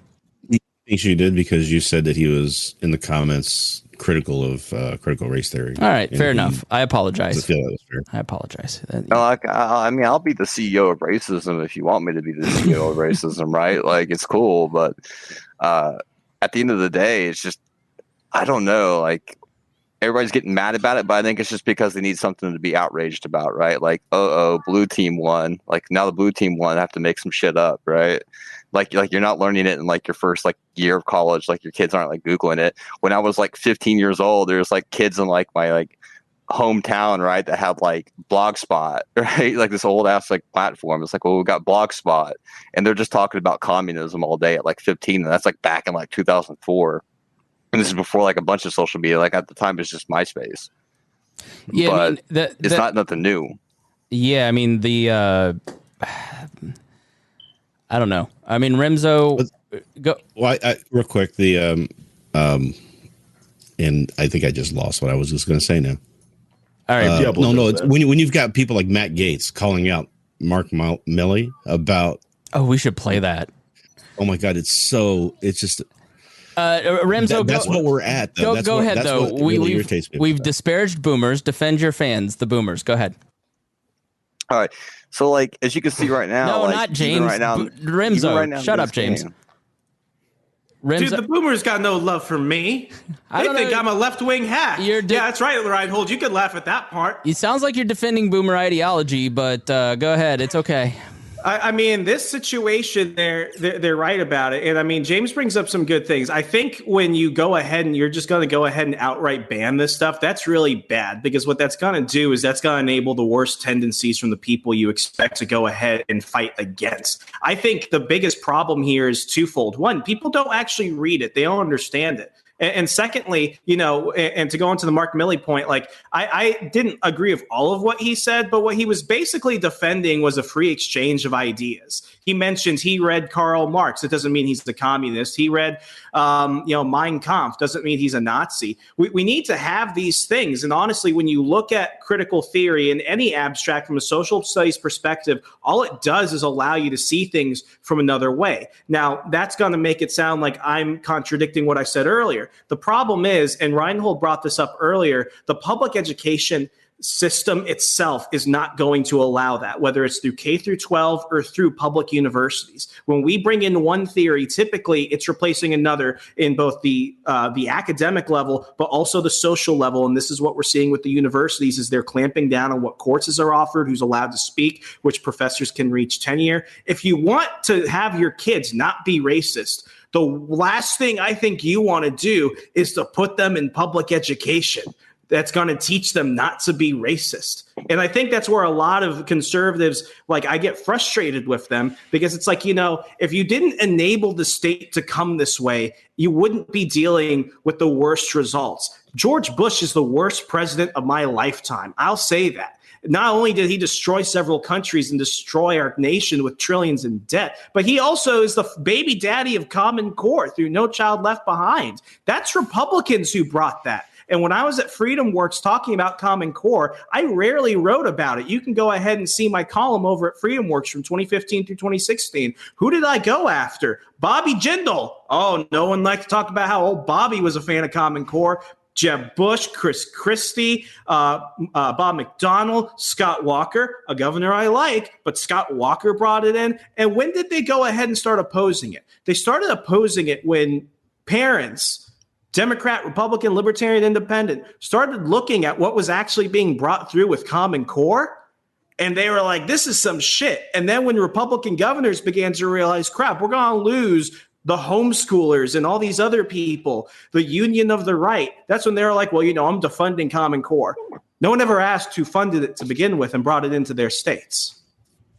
Darla says, thank you, Remso. I said Bush was worse than Trump, and Chris and Rhinehold told me I was wrong. I think Trump was far more destructive to the politics. Bush was more destructive to the government. I look at the body counts, bro. I look at the body counts. What? Well, let's give it 10 years. Some of us rely for Clinton, so right. like if we're talking about body counts. Yeah, right. I think, but you've hit on something, and I'm not well known for sticking up for teachers often. I love my teachers. I'm marrying a teacher. But anybody who believes firmly in school choice is often accused of being anti-teacher. The reality is your local kindergarten teacher or high school history teacher is not waking up every day thinking about how to make your kids Marxist at your local high school. I have had college professors that was their goal, but out of the hundreds of hours I've been in college, I had one that was like that. Like the majority, I am a libertarian because of a high school teacher. I was sitting in Mr. Benge's class in 11th grade, and Mr. Benge said, what you don't understand about history is that what you don't understand about government is that it is perceived power. There are more of you than there are of me, but you sit in these seats and don't get up and walk out because of perceived power that I have and consequences, and he listens to the program and he loves what I'm doing now. And I don't think that we need to demonize teachers. Like teachers, yeah, maybe they're trying to teach. Hold on. Will you please? All right. So let's demonize teachers. Let's demonize teachers. Go ahead, Harry. Well, I had a teacher I had a history teacher, the exact same thing. He would always talk about how his favorite president was Andrew Jackson, right? So he spent like a huge portion of this talking about the awesomeness of Andrew Jackson, right? And then one week it was like a switch flipped. He brought in all the bad things. It's like, yes, I just built this guy up. You guys think this guy was awesome. All right, now all the bad stuff. And it was that huge flip play, the understanding of history in that social studies class. It was just like, because yeah, this dude sounded awesome, all this amazing things. And then it was like, all right, now we're gonna do the Trail of Tears, the dueling, the awfulness, yeah. So it's right. And another thing is, first of all, if the teachers in high school can control these teenagers the master of control. They can make them do anything, yet can't get them to turn their homework in, or some teenagers not show up for class. But if you're really worried about these schools turning them into racists or anything else, it's like, don't you think the government is probably going to teach them into government leveling zombies anyway? So get them out of the schools. At least those schools. The way I look at it is people, teachers can have their ideas and they can be, you can be a Marxist and not try to push Marxism. You can not be a Marxist and still push it if you wanted to. But they're all ideas, and all ideas should be out there. But if you really want to fight Marxism, if you really want to fight the socialism, you think socialism is on the rise because more younger people are starting to embrace it. The reason they're starting to embrace it is because they're seeing the inequity of the current system in there, and they think that the current system is capitalism. The current system is not capitalism. The current system is crony capitalism. It has, it's built on race. It's built on class. It's built on power. It's built on people in power maintaining their power through both of those things. And if you look at the differences in the past, we've seen redlining, zoning laws, licensing laws, loans not being given to people because of their race or their gender or whatever.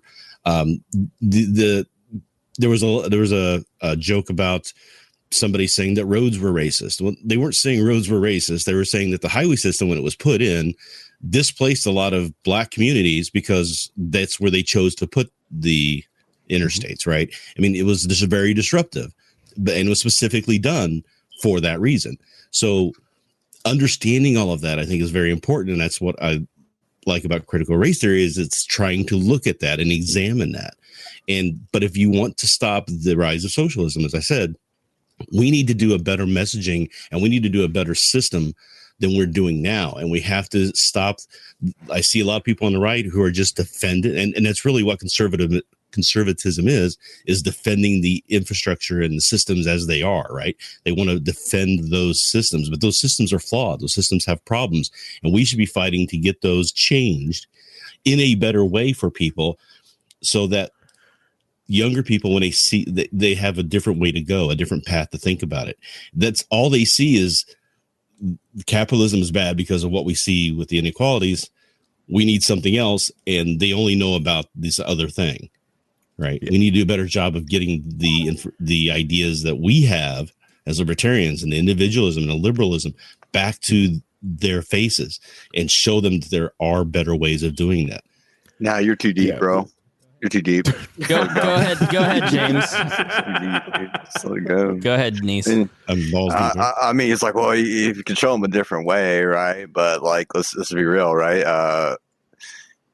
The most valuable thing you can have is land, right? Like Bitcoin, isn't it? Like your dollars, isn't it? Like nothing's really it besides land. No one owns any land, so it's like, even if I flip the system, like the most valuable thing that you can actually have is land, and no one seems to own it, so you're just gonna go right back to square one. That's why there's the great reset, right? That's why you get these pension companies going out and buying all the property, right? It's like, well, I'll just buy more property, buy more houses at low cost. And it's because if I own the land, I own the economy to some extent, at least the middle range economy. So then everybody becomes a renter, and everybody used to pay people rent, and you can raise the rent to $1,200, $1,400, whatever. So Rhinehold's well, we can teach them a different way, but that's the end game, right? So it's there's no point at this moment. You're past the point of no return. So you might as well just overthrow the system and get some gay space communism shit going. Might as well. Hashtag gay space communism. and make that trend, people. And there's nobody owns property, though. That's why another thing I want to get at is, in our current system, nobody owns property. The government owns the property. They let us rent it through property taxes, right? We pay a bunch of money, and we pay property taxes for rent, but we don't officially actually own it because of that. Because they could take it from you at any time. It's not even the government, bro. It's literally if I have the capital to buy the property, and I'm a company, I'm buying property every day, right? I'm gonna buy this house 20% over market value, and now I own it. Did he just say every gay? Every day. Oh, okay. All right. Every day, bro. My butthole puckered. All right. Gays own mad property. It's the new way. Man, they bring up housing values like it's nobody's business. That is true. But since this companies are buying it out, I don't have to worry about the Gator Convention. I don't even have to worry about the government taking it. Like hedge funds will take it anyway, right? So like it's already slided in that aspect. So it's like people worrying about it are like, well, I can reset it, or I can like go back to and get rid of the crony capitalism. It's like it's just too fucking late. It doesn't matter. So at this point, you just burn it down. It's like at this point, you just literally have to wait till it burns down. So you just got to wait till like China invades Taiwan or some bullshit like that. No, I was having James Neese is our eternal optimist. No, that's like a real kind of full kind of guy. No, he's right though. I mean, I had lunch with somebody. Joe Hauptman was on the show last week, and we ended up getting lunch this week, and we were talking about Taiwan. You know, when you look at like, there's 20 million people there. You know, there. I don't know how many are in Hong Kong, but it's infinitely bigger than Hong Kong is. Nobody's done anything about Hong Kong and the destruction of freedom there. Nobody's done. Yeah. No country or international organization has put the brakes on the basically stealing of the South China Sea. Nobody did anything about Crimea. It was a lot of hand wringing. I'm not arguing for intervention, but I think it's going to be a tremendous conundrum for non-interventionists and libertarians when China invades Taiwan and starts to ratchet down on that free country and starts to obliterate freedom for 20 million people while disrupting global supply chains because so many things are made in Taiwan. Well, it's about the superconductors, right? So like the only place that makes superconductors and like high yield transformers for power grids is Taiwan. Like those giant like power grids that like Dakota works on or whatever that's out there, like these transformers, they take like 5 to 7 years to build. And the only place that builds them and the semiconductors for them is Taiwan. So it's like it's valuable to have Taiwan. So you're going to get like a blowback of like if they do like invade it, right? It's like it's if China wants to take it back, they obviously want it for the superconductor market.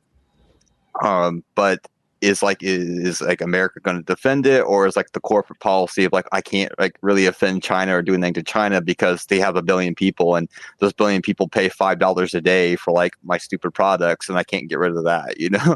So it's like that's what I mean by it's like kind of like too late because like no one's going to really do anything about it. Go ahead, so Harry. Kind of.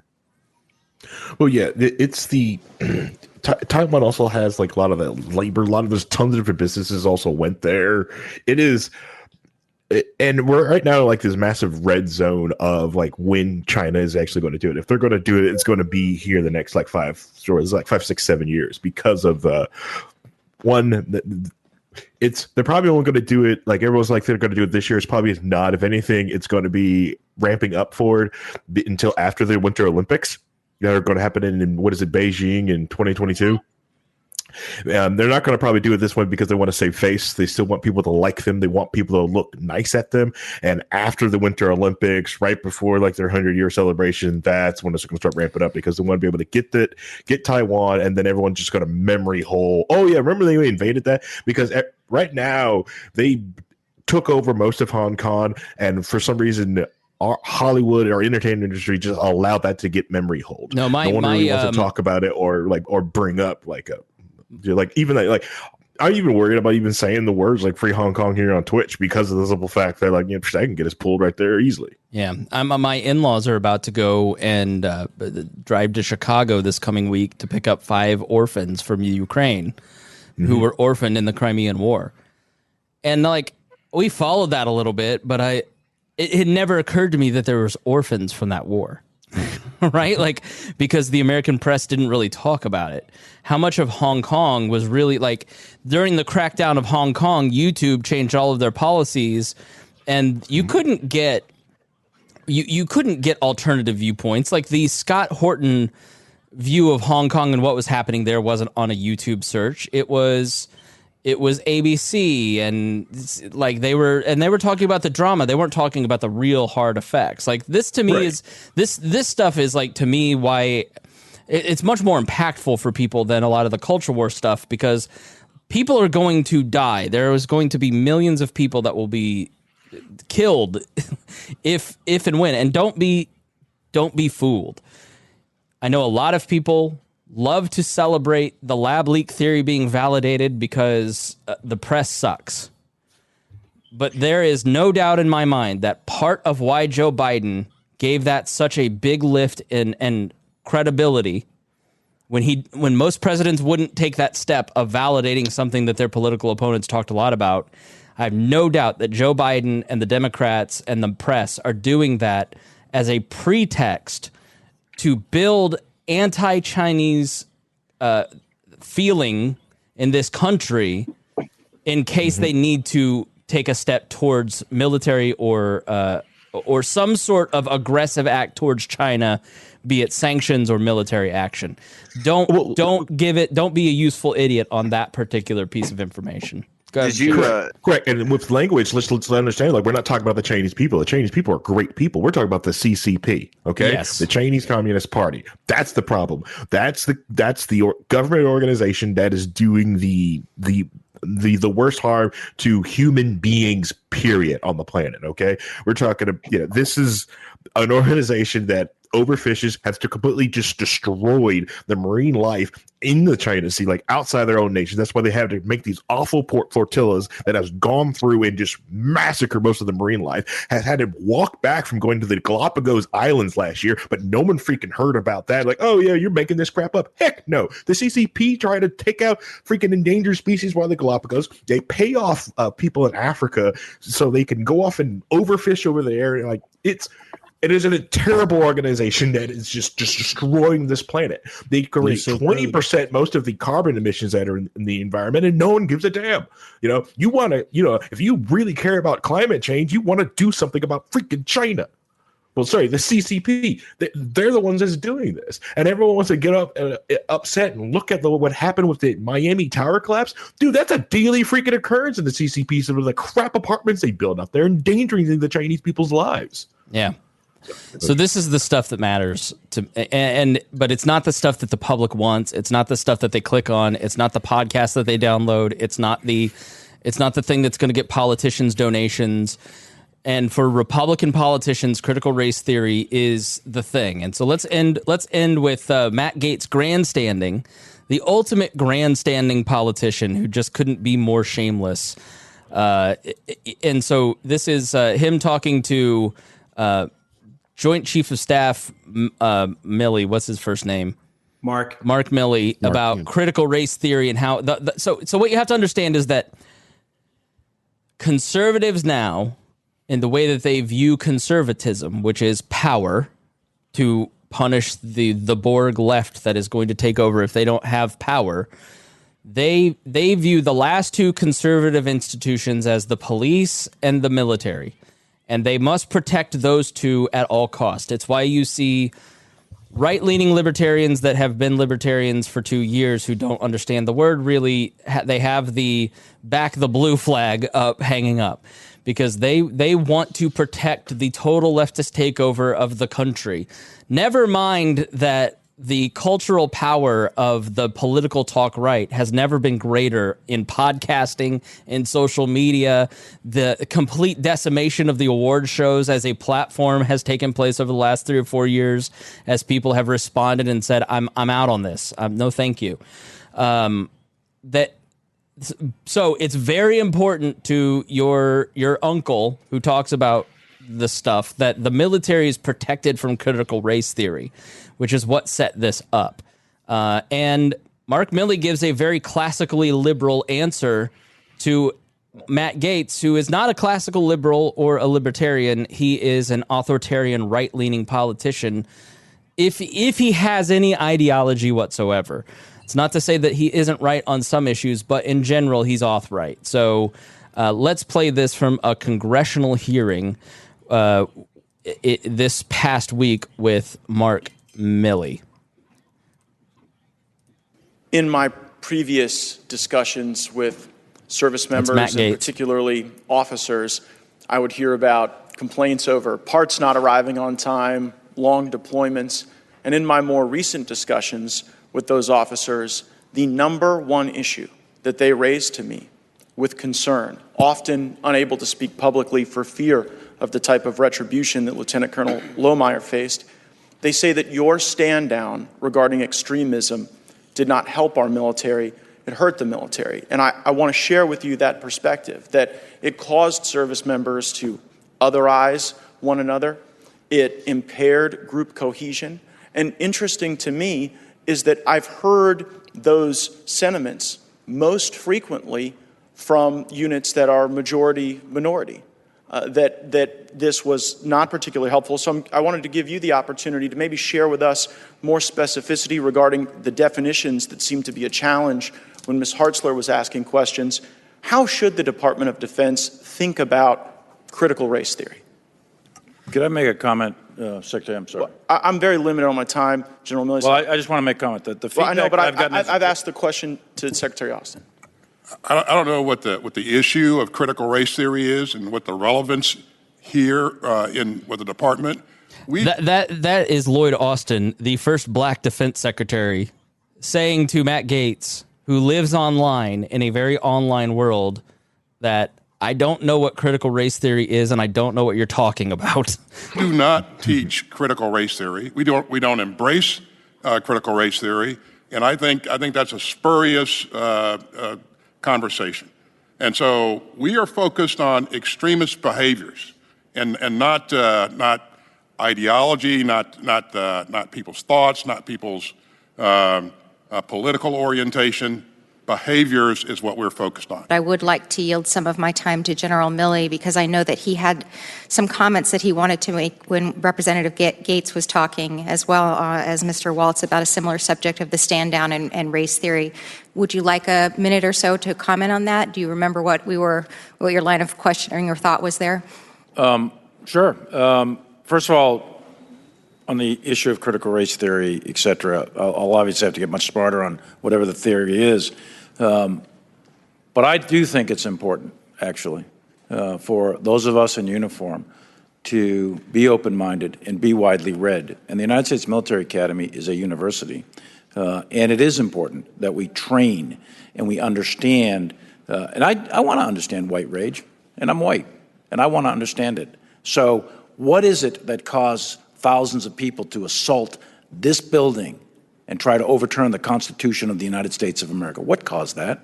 I want to find that out. I want to maintain an open mind here, and I do want to analyze it. It's important that we understand that because our soldiers, sailors, airmen, Marines, and Guardians, they come from the American people. So it is important that the leaders, now and in the future, do understand it.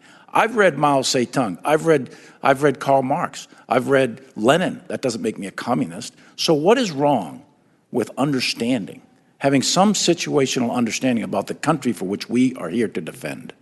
And I personally find it offensive that we are accusing the United States military, our general officers, our commissioned, non-commissioned officers, of being, quote, woke or something else because we're studying some theories that are out there. That was started at Harvard Law School years ago, and it proposed that there were laws in the United States, antebellum laws prior to the Civil War, that led to a power differential with African Americans that were 3/4 of a human being when this country was formed. And then we had a Civil War and Emancipation Proclamation to change it. And we brought it up to the Civil Rights Act in 1964. It took another 100 years to change that. So look, I do want to know. And I respect your service, and you and I are both Green Berets. But I want to know. And it matters to our military and the discipline and cohesion of this military. And I thank you for the opportunity to make a comment on that. Yeah, I think this is a big distinction that I see in our politics today, is that there's a disconnection between what's happening on Twitter and what's happening in real life. And people that are big on Twitter and in social media and in the media and the communications realm sometimes don't match up what's happening in real life. And I would just encourage everybody just to make more friends, get out there and talk to more people. Networking is the foundation of every great project. If you want to change society, you've got to network. You've got to sell your ideas. You've got to get out there and talk to people and be widely read, as he said. I cannot agree more. Can I make one quick statement, Chris? Yeah. I mean, I've been out of the military since February. I ended 7.5 years as a National Guard officer. I'll let that slide. What I do genuinely miss about the military was the fact that it was one of, and this might surprise some people, it was one of the few places where everything outside of the military, everything going on in like regular civilian culture, it was almost insulated in a way. And that as a soldier, I was exposed to people who I became friends with and began to love, who I would have never had any other chance in my life. And while I think it's one of those things where it's like the military has so many ongoing missions. When it comes to a lot of the issues that conservatives bring up, in terms of like wokeness in the military, a lot of that stuff never actually gets down to like the unit level.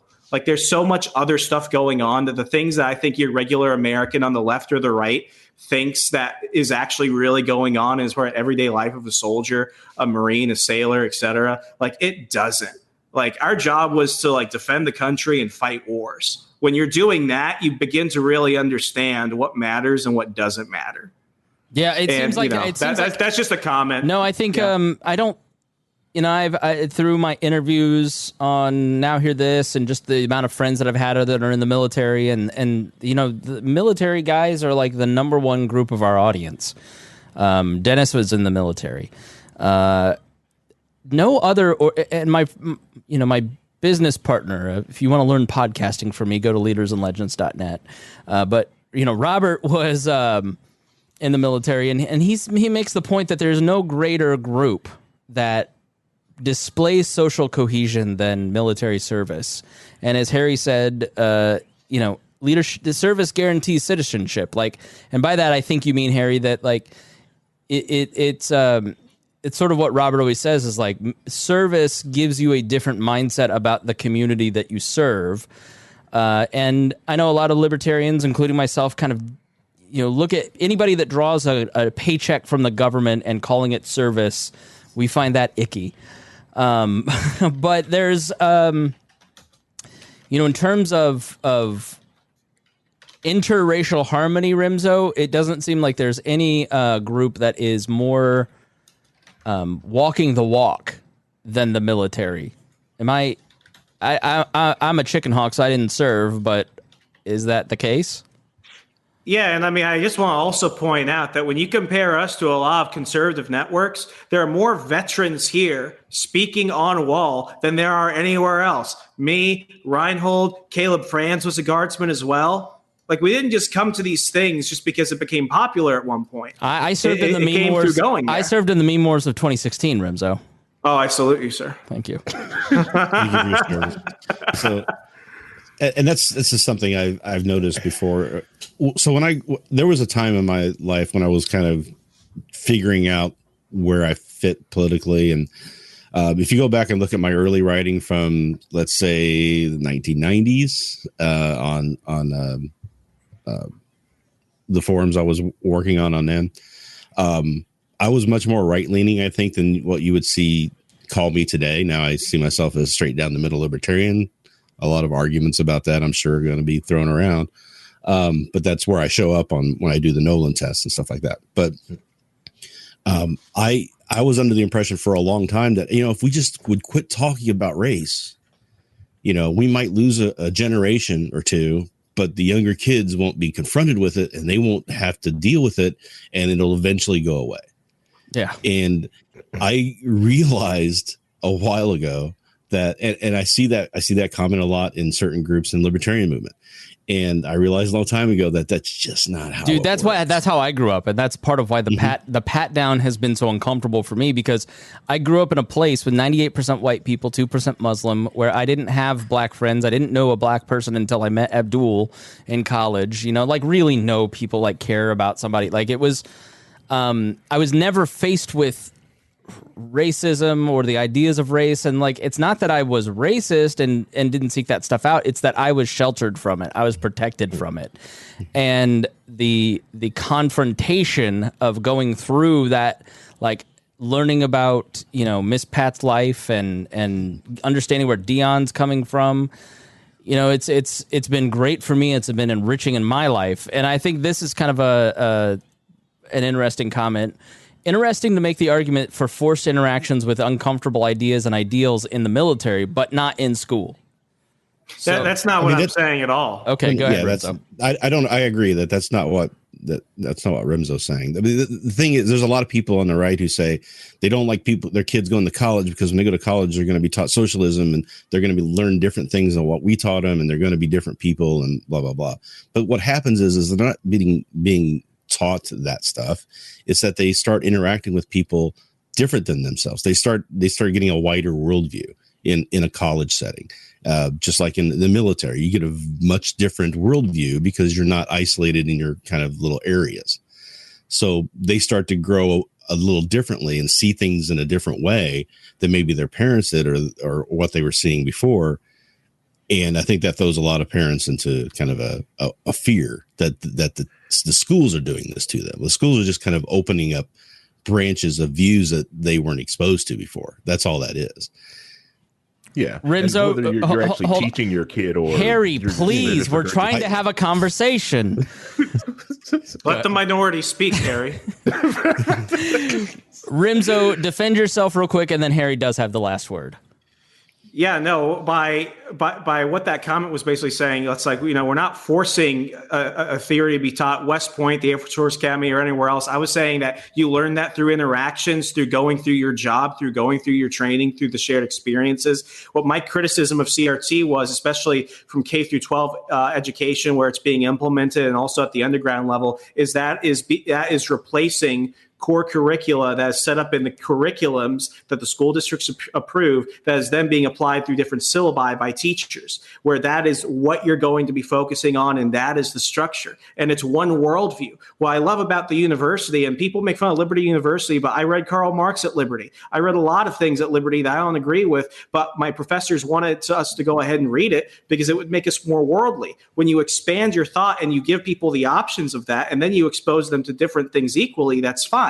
But with CRT, such as so many other things, and we saw this with Common Core, specifically through the K through 12 level, because Common Core was not done in the undergrad level for public universities, was that it was outright, this is the worldview, and you need to go ahead and shape your syllabi and your classroom environment to adapt to that.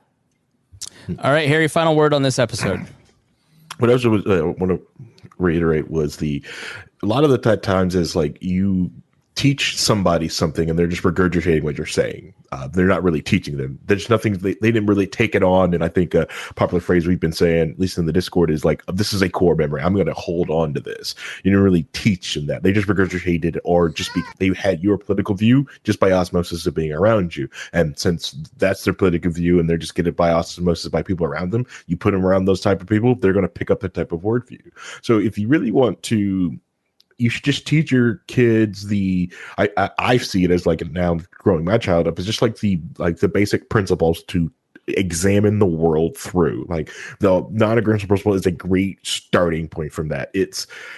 So they have a bedrock to build from. So whatever idea they pick off, whether it be something else, they have this bedrock of not aggressing against someone else and being nice to other people. It is a great bedrock to start all education on. Also, I appreciate all these parents. I'm shocked all these parents are actually reading the syllabus of their kids and giving a damn about their education system, which is it's an awesome and an amazing thing. You should be into your kids what the schools are teaching your kids. And perfectly honest, if you feel like you don't have the time to homeschool your kids, cool. Treat your public schools as a daycare, because that's mostly what they are, and teach them when they get home. When you get home from work, start teaching them. Let them understand, like, no. I'm going to teach you. Get your GED when you turn 17 and go do what the heck you want.